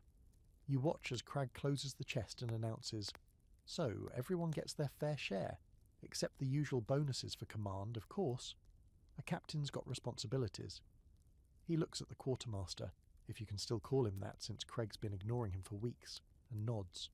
Quartermaster doesn't move, doesn't blink. Something's coming. But before anything explodes, Crag claps his hands and says, "Distributions begin tonight. Meanwhile, back to work." And just like that, the crowd dissolves. Grumbling, confused, angry, but not ready. Not yet. Later that day, your share arrives in the form of a small pouch. You open it and dump the contents into your palm. 3 silver coins, 1 button, not even gold, and a piece of coral shaped vaguely like a foot. You stare at it. You look at the quartermaster. He shrugs. "This is your payment for risking your life, burying crewmates, fighting off the Navy, surviving storms, scurvy, and at least one goat-related trauma. You're holding enough money to buy a bad loaf of bread and maybe a second-hand sock. You feel nothing. No anger, no sadness. Just a dull kind of understanding. You finally get it. The real pirate curse isn't the gallows or cannonballs or cursed treasure. It's being paid in lies. Here's your historical fact. Pirate shares were a core part of how crews were motivated. Unlike naval vessels, where sailors were often underpaid and overworked, pirate crews had systems for dividing loot. Theoretically, captains often received 2 or more shares. Quartermasters got 1.5, regular crew got 1. But there were always exceptions. Always someone skimming off the top. Your quirky fact? Some pirates invented their own currency. On rare occasions, crews stamped their initials into looted coins or used marked objects as temporary tender on board. One captain even tried to start a pirate bank, which lasted exactly 3 weeks before someone set it on fire. And tonight's scholarly debate. Were pirate pay systems more equitable than naval systems, or just more chaotic? Some historians argue that the promise of equal loot was revolutionary, proto-communist even. Others point out that the system only worked when loot was plentiful and trust was high. Once suspicion crept in, the whole fragile economy collapsed. The collapse is coming. You can feel it in the silence that follows the coin distribution. No laughter, no drinking, just chewing, thinking. You catch glimpses of whispered conversations, knives being sharpened too slowly, eyes darting to the captain's quarters. You don't say anything. You just walk to the rail, stare out at the endless blue, and try to remember what real money looks like. You used to think pirate treasure meant gold and jewels, ships groaning with riches. Now it's a coral foot and a coin with a bite mark. You turn the coin over in your hand. It's got a hole punched through it. Not a fancy one, just a crude dent from some angry moment in the past. You wonder who punched it, and whether they were just as disappointed as you are. You tuck it into your pocket with the rest of your sad little hoard. Somewhere below deck, someone's shouting about how they saw Crag hide a chest behind the water barrels. Somewhere else, two men are arguing over whether a map drawn in grease pencil leads to treasure, or just to where the rats nest. You don't care. Not anymore. The fantasy is over. You've seen the reality, and the reality is this. The treasure's gone. The dream's dead, and the only thing you're rich in now is calluses, regret, and a deep, unshakable hatred of Crag's stupid hat. You're lost. Not just you, personally. Though yes, emotionally, spiritually, you've been adrift for quite some time. But the ship, the actual physical ship, somewhere between the failed loot distribution and Crag's new obsession with wearing two belts for balance. Someone forgot to keep track of where you were going. You're not on a course anymore. You're just floating. This realization hits slowly, like a leak in the hull. At first, it's small signs. No birds overhead, no familiar stars at night, no sight of land in days. The sun burns hotter than usual, and the horizon remains stubbornly empty in every direction.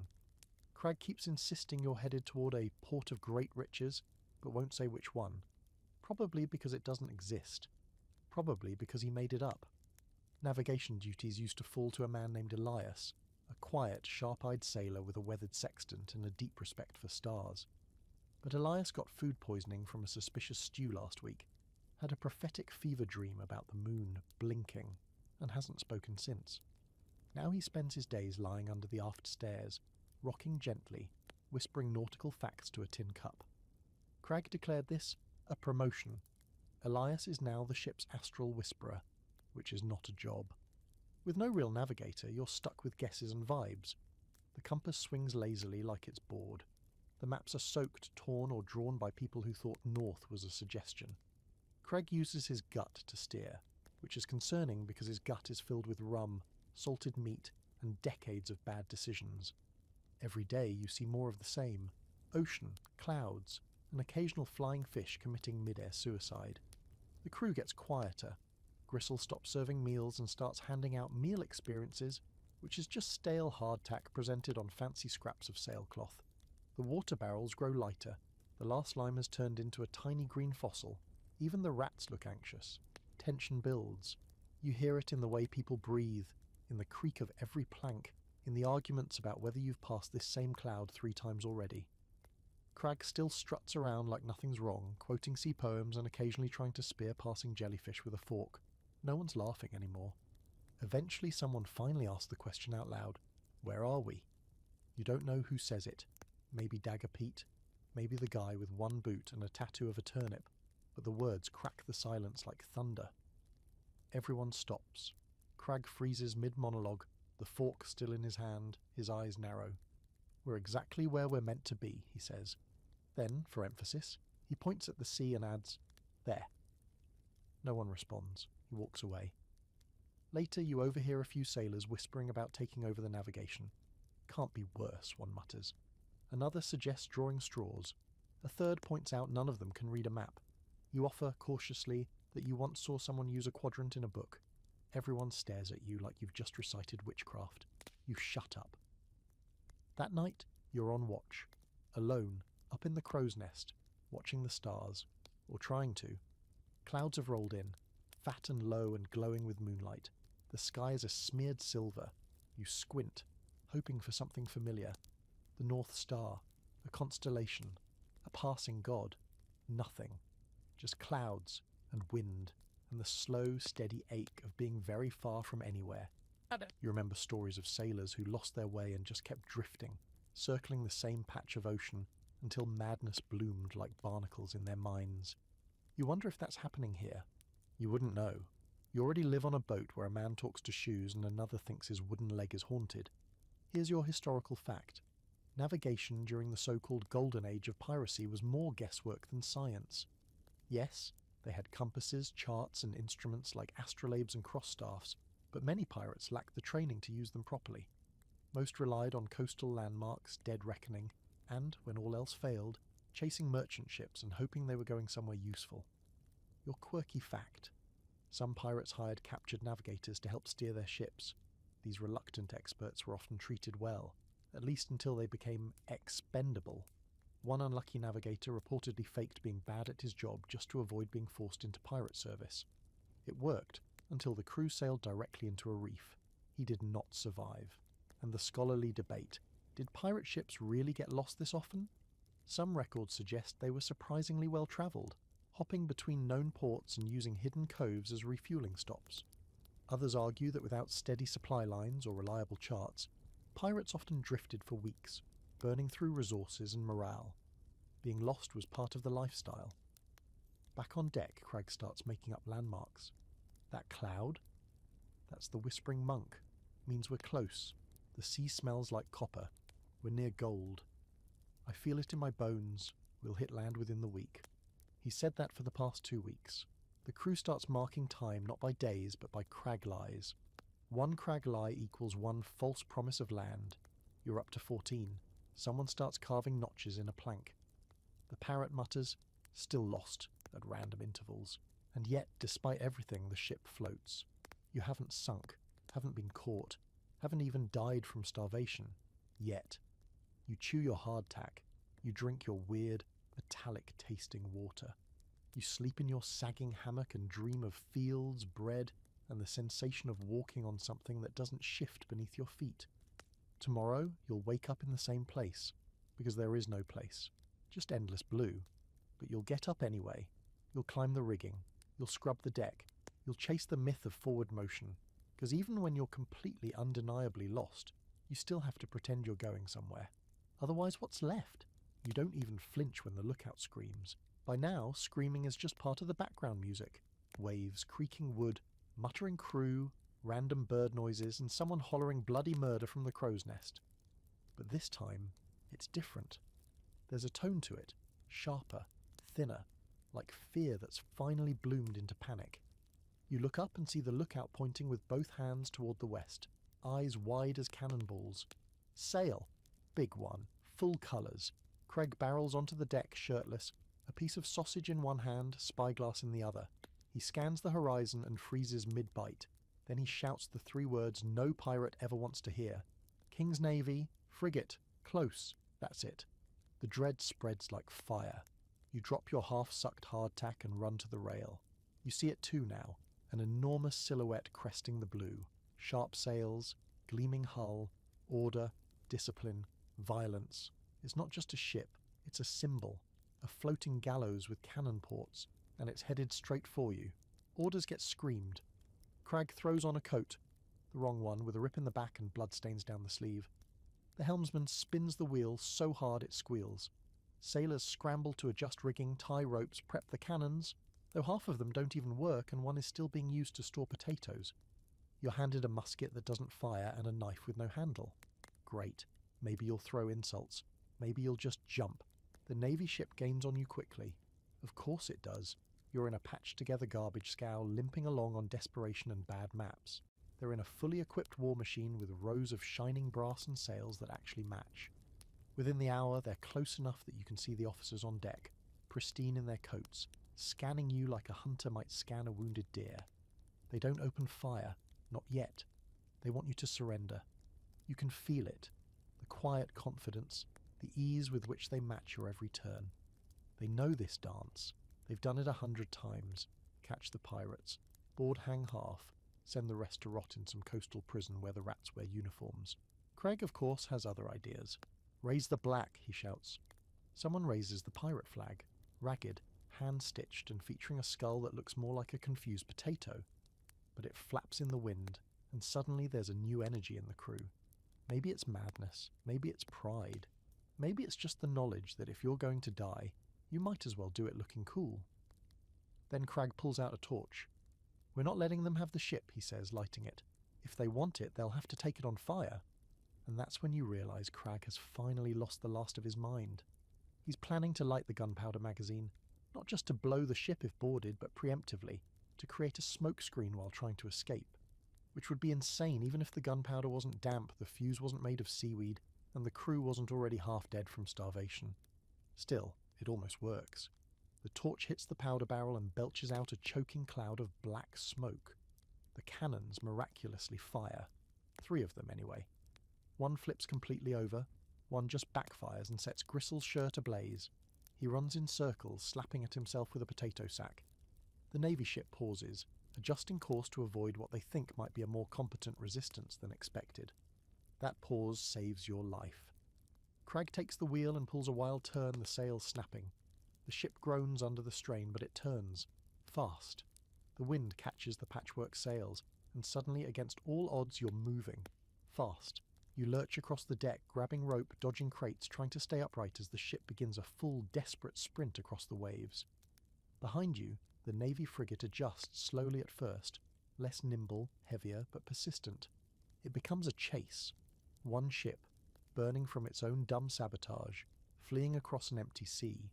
The other, fresh, polished, determined to drag you back in chains. You don't eat that day, you barely drink. You run, climb, adjust sails, bail water, and pray. You don't know who you're praying to. The sea, Neptune, a ghost in the hull, doesn't matter. Crag starts singing halfway through the day, a sea shanty no one knows made up on the spot. The crew joins in, half from terror, half from sheer delirium. You sing too. You scream into the wind and feel your lungs stretch like they haven't in weeks. Somehow by dusk the Navy ship is smaller in the distance. It's fading. You're pulling away. You're winning? You collapse near the mainmast, chest heaving, hands raw. Around you the crew is too tired to celebrate. Crag stands at the bow, arms out, coat flapping, declaring victory over Her Majesty's floating turd bucket. Someone throws a mouldy apple at him. He doesn't notice. Here's your historical fact. Pirate ships did sometimes outrun Navy frigates. Despite being better armed, the larger ships were heavier and less agile. Pirate vessels, often stripped down for speed, could use clever navigation and sheer audacity to escape. Not always, but sometimes. Your quirky fact. Pirates often use smoke and strange tactics to confuse their enemies, firing random weapons, setting fires, even throwing lit gunpowder kegs overboard to mimic cannon fire. One infamous crew once dressed as women to lure in a ship, then opened fire mid-curtsy. And the scholarly debate, were Navy ships truly better than pirate vessels? On paper, yes. In practice, it depended on leadership, speed, and luck. Some pirate ships were marvels of efficiency and terror. Others were held together by faith and fungus. The truth is, in open sea combat, planning was useful. But madness was survival. That night you lie on the deck instead of your hammock, watching the stars blink into view. Your shirt is singed, your muscles ache, your ears are still ringing, but the Navy is gone, and you're still here. For now. By morning, the adrenaline has dried up, leaving everyone brittle and bruised like driftwood pretending to be people. The ship creaks as it limps across the water, slower now, sails flapping like tired lungs. The sun is high, but the celebration is low. You outran the Navy. You survived. That should count for something. But all it means, really, is that you get to go back to being exhausted, hungry, itchy, and surrounded by men who've lost track of how long they've been wearing the same shirt. Crag announces you're nearing Nassau. You've heard that name before, usually whispered with a mix of reverence and disgust, like it's both a temple and a toilet. The Pirate Republic, they call it. A place where no king rules, no navy meddles, and no law reaches unless it brings rum. Supposedly it's where pirates are free to be pirates, openly, loudly, and unapologetically. You've been at sea for so long now that any dock feels like a mirage, but Nassau, that's a full-blown fever dream. By midday, land rises like a promise on the horizon, a smear of green against a backdrop of endless blue. The crew stirs. Crag hums a waltz off key. Even the rats seem a little perkier. Someone finds a clean sock. Hope, like mildew, spreads fast. The harbour's chaotic, choked with every kind of vessel you can imagine. Sloops, brigantines, patched-up hulks barely afloat, and one ship that appears to be on fire just for the ambience. Flags from a dozen nations hang like tattered decorations, most of them false, all of them stolen. The air smells like fish, smoke, and something spicy that could be food or could be someone's foot wrapped in a banana leaf. Docking is an ordeal. Cragg insists on doing it himself. He ends up crashing into another ship and then arguing loudly with its captain about who has right of drift. While they shout, you tie up the ropes and pray the mast doesn't fall off. Again. As soon as the gangplank is down, the crew pours onto the dock like a flood of lice and desperation. You follow, careful not to lose your footing. Nassau doesn't feel like a place that forgives clumsiness. The first thing that hits you is the noise. Shouting, laughing, singing, glass breaking, boots stomping. The second thing is the heat. The island doesn't just bake you. It wraps you in damp air and squeezes. You're sweating before your second step. The town itself looks like it was built by drunk architects with a grudge against symmetry. Buildings lean in strange directions. Rooftops sag. Everything is sun-faded and patched with tar, rope, or optimism. Chickens run wild in the street. You pass a man selling what he claims are authentic voodoo curses in decorative jars. You don't make eye contact. You and a few crewmates head to the nearest tavern, which has a sign hanging sideways that reads The Drowned Wench. Inside, it's dim, smoky and loud, the pirate trifecta. A woman behind the bar pours drinks with one hand and threatens patrons with the other. The floor is sticky, the air is worse. You've never been happier. You order something brown and burning. It tastes like varnish and regret. It's amazing. You follow it with a plate of mystery meat and something green that might once have been a vegetable. You don't ask. You eat it all. It's the first hot meal that hasn't come out of a barrel in weeks. Around you, pirates drink, gamble, argue, sing. It's a free-for-all. No uniforms, no hierarchy, no crag looming overhead. Just people who've made peace with chaos and call it home. You hear snippets of wild stories. A man who claims he rode a dolphin to Cuba, another who insists he's immune to bullets, and one particularly sunburnt sailor who swears he ate an entire mermaid and got cursed with eternal gas. Outside, Nassau swells with life. Markets overflow with stolen goods, silverware, rum, weapons, and clothing that was clearly not made for anyone on this island. You see women and men offering services both professional and deeply unprofessional. Children dart between stalls like rats with better teeth. And everywhere, gold. Fake, real, melted, traded. The whole town breathes in coin and spits out ruin. Craig disappears within the hour, presumably to do captain business, which probably means losing money and dignity in equal measure. You see him later on a balcony, singing at a window like a drunk Romeo. A boot sails out and hits him in the head. He bows. You spend the day restocking supplies, drinking, and trying not to get pickpocketed. You fail once, but steal your coin back 2 hours later. By sundown, the crew is scattered. Some are passed out in gutters, some are gambling, some are probably starting families with people they just met. The ship, forgotten, rocks gently in the harbour, half looted and already starting to stink again. And you? You sit on the beach, toes in the sand, sipping the least offensive drink you've had in months. The stars come out, and for the first time since this whole wretched journey began, you feel almost human. Here's your historical fact. Nassau truly was a pirate republic in the early 1700s. At its peak, it was home to hundreds of pirates, including famous names like Blackbeard and Charles Vane. The island operated outside traditional colonial law for years, becoming a haven for fugitives, privateers, and outright lunatics. Your quirky fact. Nassau once tried to form a legitimate pirate government. They elected a governor, issued something like laws, and even attempted taxes. It lasted about as long as a drunk duel. Eventually the British cleaned it up, but for a few glorious years it was real. And the scholarly debate: was Nassau a utopia for freedom seekers or just another lawless mess? Some historians argue it was an early experiment in democracy and self-rule. Others say it was just another den of thieves with better branding. The truth, as always, probably lies somewhere between the rum barrels and the vomit in the street. That night you don't sleep in your hammock, you sleep in a bed, a real one, with a mattress and sheets.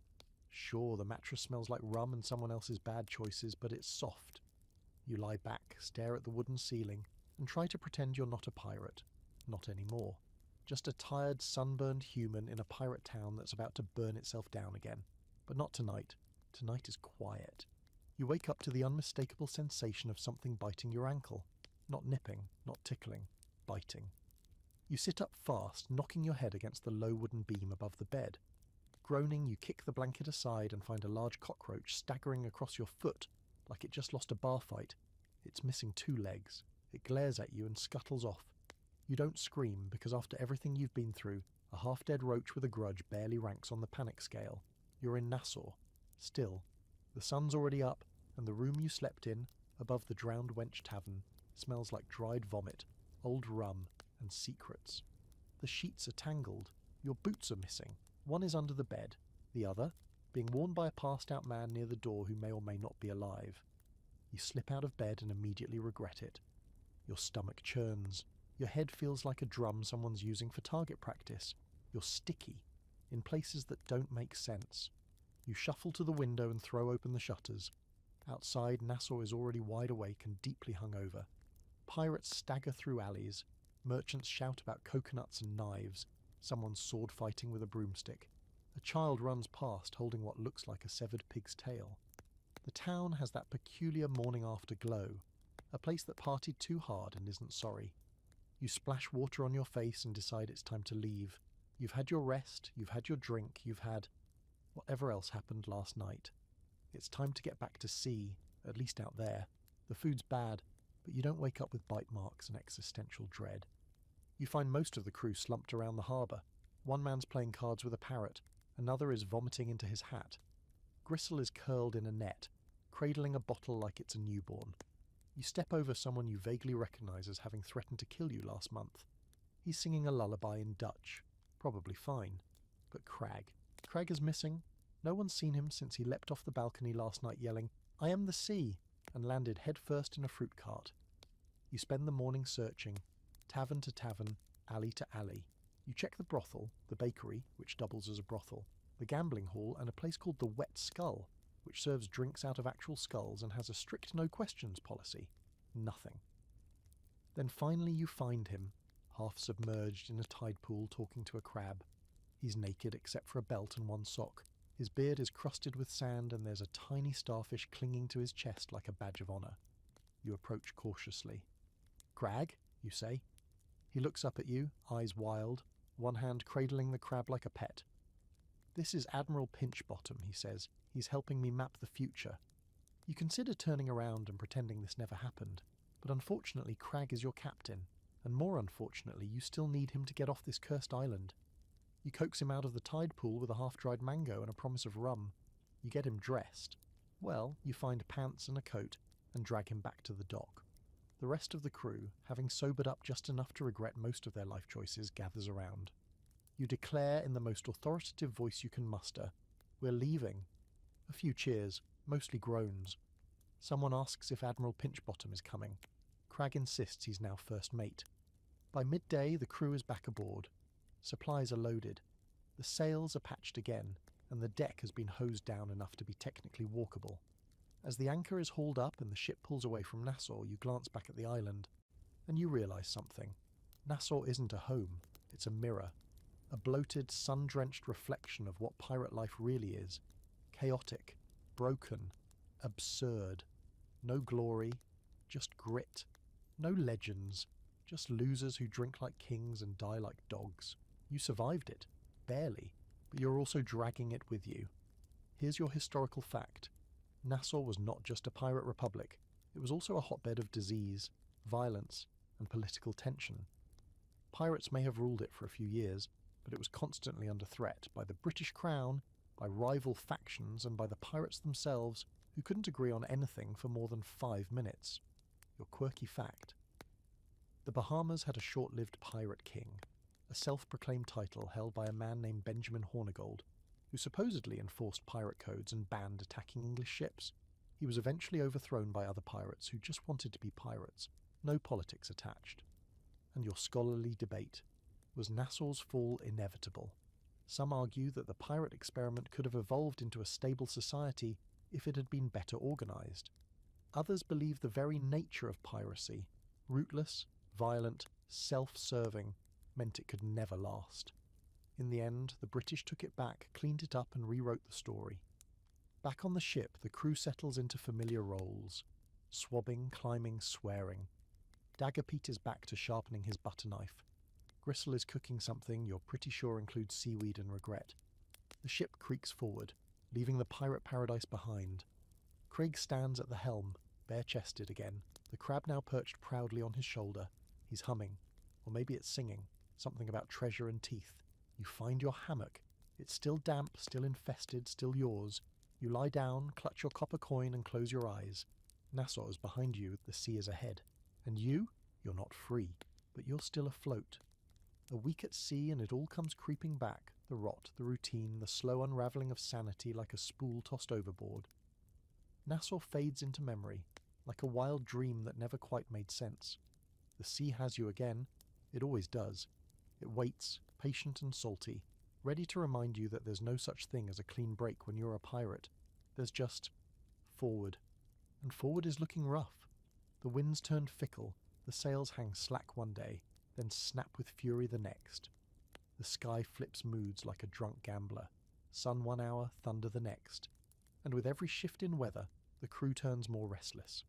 Too many days without land, without loot, without a target.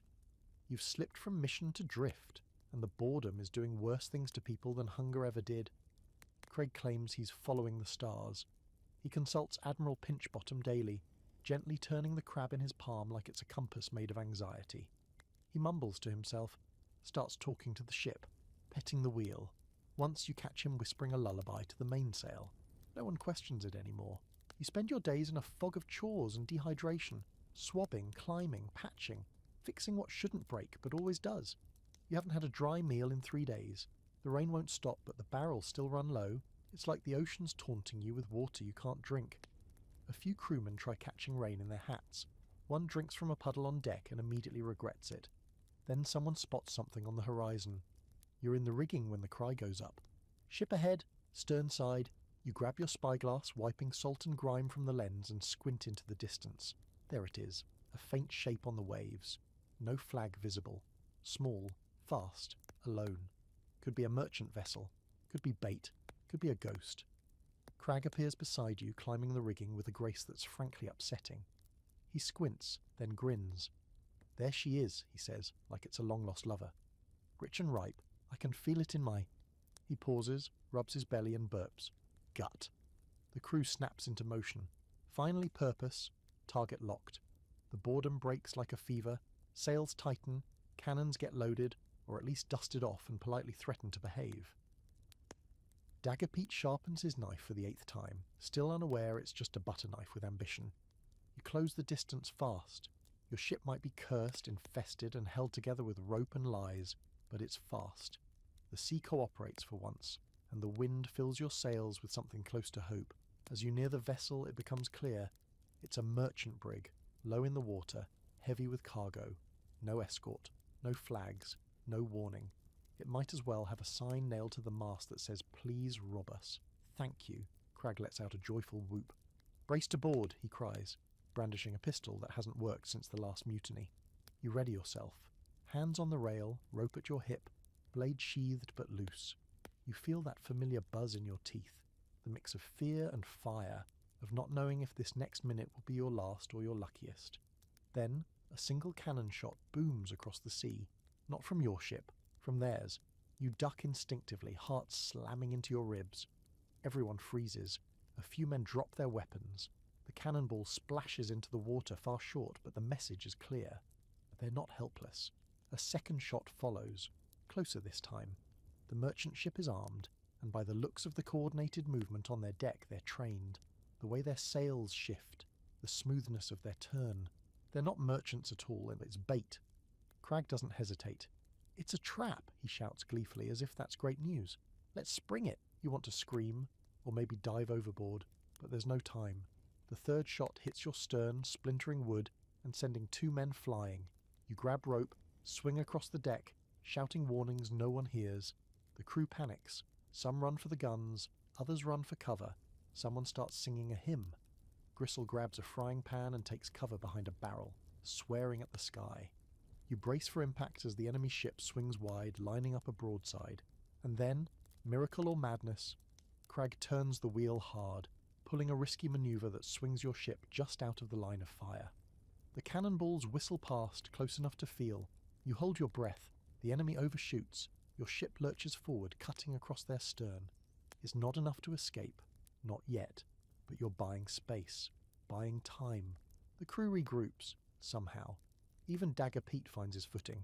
You load one working cannon and fire it. Probably by accident. But it hits. Barely. Enough to shout about. The chase is on. For hours the ships dance. You're not faster, but you're lighter, slippery. You cut across wind and current, zigzagging like a lunatic. It works. They fall behind. By nightfall, the enemy ship is just a smear on the horizon. You've made it. Barely. Crag stands at the helm, grinning like a lunatic, his coat flapping in the breeze. She was beautiful, he sighs. We should have died. No one laughs. Here's your historical fact. Pirate ships were often mistaken for merchant vessels, and vice versa. Deception was common. Merchant ships disguised themselves as weak to lure pirates, while pirates disguised themselves as merchants to sneak up on targets. The sea was one long game of lies, your quirky fact. Some pirates flew multiple flags, starting with false national colours to get close, then switching to the Jolly Roger at the last second to strike terror. One notorious captain flew a white flag, then a red one, then the skull, all in under 5 minutes. Very dramatic, very illegal, and the scholarly debate. Did pirates fear these traps more than they feared the navy? Some accounts suggest yes. The unpredictability of merchant deception made it harder to trust a target. You could plan for warships, but a wolf in merchant's wool? That could gut a crew before they even knew they'd made a mistake. That night, no one sleeps. You lie in your hammock, wide-eyed, still tasting salt and smoke. The ship is silent except for the wind and the occasional groan of strained wood. You stare at the ceiling and wonder how many traps are still out there waiting. You didn't find treasure today, you didn't win a battle, you just got away. And in pirate life, that's more than enough. You wake to the sound of chewing, not polite chewing, not someone found a biscuit chewing. No, wet, slow, uncomfortably rhythmic chewing. You open one eye, then the other, and peer into the gloom of the hold. Crag is sitting on a crate, shirtless again, biting into what appears to be a raw onion. He's smiling. His teeth are purple. You pretend to be asleep until he wanders off, humming a lullaby about a blood moon rising. So, that's how today starts. You drag yourself onto the deck and blink against the harsh light.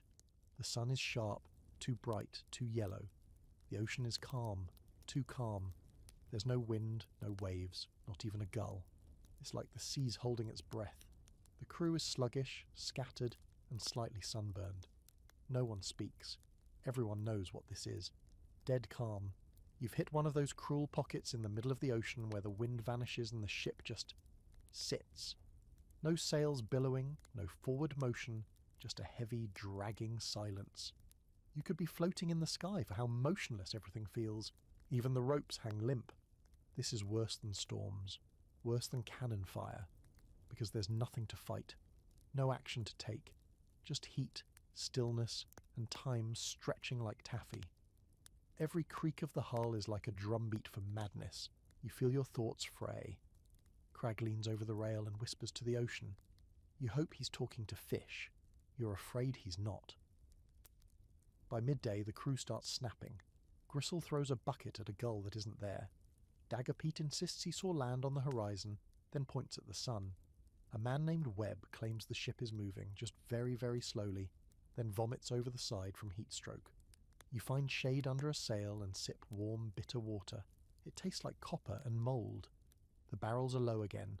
You've rationed so tightly that half the crew's tongues look like dried up worms. Crag insists it's character building. Someone else insists Crag should be thrown overboard. That person hasn't been seen since yesterday. No one wants to talk about it. You catch yourself tracing the planks with your finger just to have something to do. 1, 2, 3. The same 3 you counted this morning. You hum quietly, an old song from a life you barely remember. The man beside you weeps softly into his shirt. The boredom becomes oppressive. Pirates aren't built for this. You're supposed to be pillaging, drinking, dodging death. not drifting under a merciless sky like forgotten laundry. Crag calls another meeting. That's when you know it's serious. He stands on a barrel and declares, "The sea has tested us. It has found us wanting." Then he reads what he claims is a sea poem passed down from Poseidon himself. It's mostly him rhyming wave with brave and grave. You stop listening, then comes the vote. Yes, an actual vote. Crag announces he will allow the crew to decide their own fate. Options. 1. Lighten the ship by throwing unnecessary weight overboard, including duplicate clothing items and untrustworthy personalities. 2. Attempt a rain dance, which he offers to lead. 3. Sacrifice something to the sea to show we still believe. You vote for the dance, you don't even know why. Probably delirium. So that night, under a sky that looks like scorched parchment, Crag dances. Shirtless, of course. He leaps, twirls, shouts at the clouds. A few others join in. One man plays a drum made from an empty barrel and a spoon. It's the saddest, weirdest ritual you've ever seen. And then, because the universe has a dark sense of humour, it works. A breeze picks up. Just a whisper at first, like the sea's laughing at you. Then stronger. The sails twitch, then billow. The ship groans like it's waking up. The crew goes quiet, listening to the air as if it might vanish again. It doesn't. You move, forward. The stillness breaks. Someone cries. Someone else kisses the deck. You just close your eyes and feel the breeze on your face. It smells like salt, distant rain, and rotten onions. Crag is still eating them. But it's wind. Real wind. You survive the calm. Barely. Here's your historical fact. The doldrums, or intertropical convergence zone, is a real place. An area near the equator known for unpredictable wind patterns and long periods of dead calm. In the age of sail, ships could be stuck for weeks, completely at the mercy of weather and superstition. Your quirky fact. Sailors used to blame dead calm on bad luck, curses, or even unhappy ghosts aboard. Some captains ordered musical performances, sacrifices of livestock, or symbolic gestures to appease the sea. One infamous case involved a man painting his beard blue and standing naked on the bow. It reportedly didn't work, and your scholarly debate. Did these calms truly drive crews mad, or were the stories exaggerated? Some historians believe the psychological effects of dead calm were very real. Starvation, thirst, heat stroke, hallucinations. Others say it was the idea of being trapped, powerless and drifting, that broke people more than the conditions themselves. The next day, you make good time. The breeze holds. The ship creaks. Yes, but it moves. And movement, out here, is life. No one talks about what happened during the calm, the vanished crewmate, the hallucinations, the weird poetry. You all pretend it was just a long nap, a heat-induced blur. Crag insists the crab performed the dance, not him. No one corrects him. That night, you lie in your hammock listening to the rhythmic slap of water against the hull. You feel the breeze moving through the ship, lifting the sails, pulling you away from the stillness. You survived another nothing, which might be the most dangerous thing of all. The wind holds. The sea stays kind. For the first time in, well, forever, things almost feel normal aboard the ship. Not good, but not actively trying to kill you either. It's suspicious. Like the ocean's waiting for the perfect moment to throw you overboard emotionally instead of physically. The crew settles into something dangerously close to a routine. You wake. You eat something questionably edible. You scrub something stained. You check the rigging. You scan the horizon. You climb. You sweat. You curse. Repeat. Crag spends most of his time in the captain's quarters now, writing what he calls the epic of me. Every so often he steps outside to shout things like, "I'll title this chapter Whispers of Thunder," or, which sounds better, Crimson Destiny or Goreful Embrace. No one answers him anymore. Admiral Pinchbottom the Crab has become an official member of the crew, now with his own tiny hammock nailed to the corner of Crag's desk. There are arguments over whether he should get a share of the next loot. You're not joking, but after days of quiet sailing, the boredom starts biting again, and that's when the sickness creeps in. It starts subtly. A cough here, a pale face there. Someone sleeping longer than they should. You ignore it, because you've learned that noticing things gets you involved, and involvement gets you cursed, stabbed, or both. But by the third day, it's clear something's wrong. Gristle is the first to collapse. 1 minute he's ladling out breakfast stew, mostly brine and whatever's growing on the potatoes. The next, he's face down in the bowl, drooling. He wakes up shivering, mumbling about eyes in the dark. His skin is clammy. His breath smells like fermented boots. He swears he saw his own mother standing in the water calling to him. No one questions it, mostly because everyone else starts seeing things too. Dagger Pete stares into a bucket for hours, convinced it's whispering to him. Webb starts covering every reflective surface on the ship, claiming he saw a man with no face staring back at him from the mirror in the captain's wash basin. Even Craig looks shaken. He stops writing, starts pacing, forgets to wear pants. You, of course, assume the worst: scurvy, or typhus, or sea madness, or the ghost of the last crew member Crag fed to the ocean. But when you finally corner someone with a working brain, a sailor named Finn who used to be a surgeon's apprentice, he offers a different theory. It's the breadfruit, he says. What breadfruit, you ask? He leads you to the barrel of preserved supplies loaded back in Nassau. Sure enough, there's a netted pile of strange fruit, spiky, green, suspiciously spongy. They were cheap, they were abundant, they were also, as it turns out, slightly spoiled. And mildly hallucinogenic, Finn adds, helpfully. You all stare at the breadfruit. It stares back. By the end of the day, a third of the crew is sick. Not dying, just unwell in that vague, feverish, emotionally fragile way that pirates are when they think death might be taking notes. Crag calls for a spiritual purge, which involves throwing the remaining breadfruit overboard and dancing on the deck shirtless in a thunderstorm. The dancing doesn't help, but the storm does. Rain pours for hours, pounding the deck, drenching everything, flushing the sick sweat stink away. You collect fresh water in buckets and hats and mouths. The crew rallies, sort of. Everyone still looks haunted, but slightly less haunted. A few hallucinate good things now: gold, old lovers, the feeling of being hugged by someone who isn't covered in sea lice. By dawn, the worst of it passes. The hallucinations fade. Gristle returns to making stew. Pete stops asking the bucket for advice. Crag reclaims his pants and declares Admiral Pinchbottom to be fully exercised. You don't know what that means. You don't ask. You're left with a strange quiet. Not the dead calm kind, a thoughtful kind. The ship glides forward, the crew slower now, a little softer. Something about facing invisible horrors together has shaken something loose in them. The shouting dies down. People stop fighting over rope coils and scraps of soap. They even clean, just a little. You sit on the deck that night and think about all the things that have tried to kill you. The sea, the storms, the navy, the hunger, the boredom, the captain, the hallucinations, the breadfruit.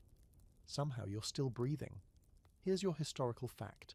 Sailors in the age of sail often suffered from diseases like scurvy, dysentery and typhus, which could decimate a crew.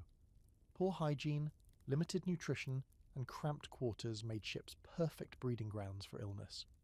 Many pirates died not in battle but in hammocks, delirious and forgotten. Your quirky fact. There were pirate ships that employed their own version of medical officers, often former barbers, butchers, or people who just owned a knife and a calm voice. One ship reportedly had a doctor who swore by using leeches and rum for every ailment. The leeches lived longer than most patients, and your scholarly debate. Did pirate crews maintain better health than navy ships because of their democracy and flexibility, or worse, health because of their lawlessness and poor discipline? Some argue that pirates had better rations, rest and freedom, which led to stronger bodies. Others believe their chaotic lives and lack of structure meant they were one sneeze away from total collapse. By the time the sun sets, the crew is quiet. Some are still recovering, some are sleeping early. Crag is muttering about sea ghosts, but seems calmer. You lie in your hammock, no longer swaying from hallucinations, but from the motion of the ship.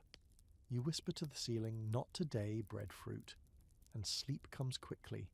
Tomorrow might bring another horror, but tonight, you live. The birds are the first warning. You spot them on the horizon early, circling low and slow, a lazy loop of black specks against the blue. Gulls, mostly. A few frigates. One suspiciously large vulture-looking thing that nobody wants to name aloud. You know enough by now to take birds seriously. Birds mean land. Birds mean ships. Birds mean something died. As the ship coasts closer, the smell finds you. Thick, oily, sour. Death mixed with brine. The air goes heavy like it's trying to warn you off. You don't listen. You never do. You're the first to see the wreck. It's a merchant vessel, or it was. Now it's a twisted mass of splintered beams and half-sunk hopes. Its mainmast is snapped like a matchstick. The hull is torn open on one side, the ribs of the ship showing like bones poking through flesh. Sailcloth flaps in the wind, tattered and useless. There's no flag, no crew on deck. Just the slow, listless rocking of something that should be still. Cragg appears beside you, chewing a bit of jerky that might be older than some nations. He squints at the wreck, then mutters, "Dead, but not empty." That's all it takes. He orders the longboat lowered. Half the crew refuses to go, some feign illness. Others just stare at the wreck like it's a floating curse. You go. Not because you're brave, but because you've stopped expecting good choices to keep you alive. You, Craig, Daggerpete, and 3 others row out in silence.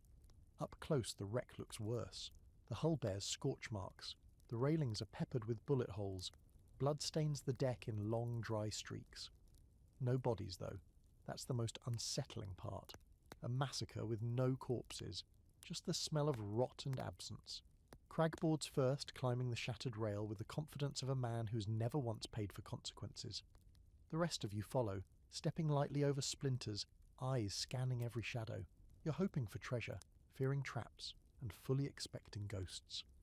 Below deck, it's worse. The cargo hold is a ruin. Crates smashed open, barrels split, sacks torn apart like something clawed through them. There's sugar spilled everywhere, soaked into the floorboards and crawling with ants. You find a few empty strongboxes. Someone opened them cleanly. This wasn't desperation. It was professional. In the captain's quarters you find a journal. It's waterlogged, half the pages smeared to nothing, but you make out a few lines. Attacked at dawn, no flag, masked men, too fast, took everything, left nothing. They smiled as they boarded. One whistled. Never seen such precision. Not pirates, something else. Craig reads it aloud, then chuckles. Artists, he says. Real professionals. You don't find any treasure, not even scraps. It's all been taken, stripped, cleaned. You wonder who would bother hitting a merchant ship with such efficiency. Not for revenge, not for chaos, just harvest. Then you find the hatch. It's wedged shut, nailed from the outside. Cragg pries it open with the back of his pistol. The wood creaks. A thick smell rolls out. Worse than before. Not just rot. Decay mixed with iron and something sour. Inside are the bodies, 5 of them. Stacked like cordwood. Tied at the wrists. Bullet wounds in the head. All lined up, blindfold still on. Execution style. Even Craig goes silent. No one speaks for a long time. Then Daggerpete asks too quietly, "Why blindfold them?" Craig says, "So they wouldn't see it coming." You row back in silence. The longboat feels heavier, though you brought nothing with you, not even supplies. Cragg keeps the journal. No one argues. Back aboard, the crew senses the shift. You all move slower, talk less. That night, no one drinks. Even the parrot says nothing. You lie in your hammock, staring up at the beams. You think about the empty ship, the blindfolds, the whistling. You've faced madness, hunger, ghosts, and Cragg's dance moves. But this is worse, because it makes sense that someone out there is doing this with purpose, with rules, with practice. And that makes them more terrifying than any screaming lunatic with a cutlass. Here's your historical fact. Not all sea attacks were pirate raids. Some were carried out by privateers, mercenaries, or rogue naval factions with political motives. These groups often operated under secret orders or false flags, hitting specific targets with surgical brutality. Your quirky fact. Some pirate crews, fearing cursed ships, would refuse to loot vessels that showed signs of a ritual death, especially those with bound corpses or strange symbols. One notorious captain once burned an entire captured ship at sea, rather than risk bringing death ghosts aboard. Superstition had the final word, and the scholarly debate. Were these organised attacks a form of early maritime warfare, or simply piracy wearing a better suit? Some argue they were pre-modern intelligence operations, targeted strikes meant to send messages. Others say the line between pirate and privateer was always blurred. Motives didn't matter much to the dead. Craig doesn't sleep that night. He stands at the rail, muttering about clean blades and perfect knots. You watch him from your hammock, half awake, fingering the copper coin in your pocket like it's a charm against whatever you just saw. The sea is quiet. Too quiet. You survived the wreck, but something else is hunting these waters, and you know, deep in your belly, that your turn is coming. And so, this horrible little voyage comes to its slow, salty end. You're still alive, which is impressive considering the odds, the crew, the questionable stew, and the fact that you once used a wet rope as a pillow. You've seen things no sailor, or landlubber, or remotely sane human should see. Floating wrecks, Captain Cragg's bare chest, Dagger Pete's dreams of knife glory, sickness, storms, betrayal, fake treasure, possibly haunted breadfruit, and at least 2 situations that would qualify as war crimes if the sea had a courtroom. The ship, still floating, miraculously. You don't know how it's not at the bottom of the ocean, but you stopped questioning logic somewhere around the part where a crab got promoted to first mate.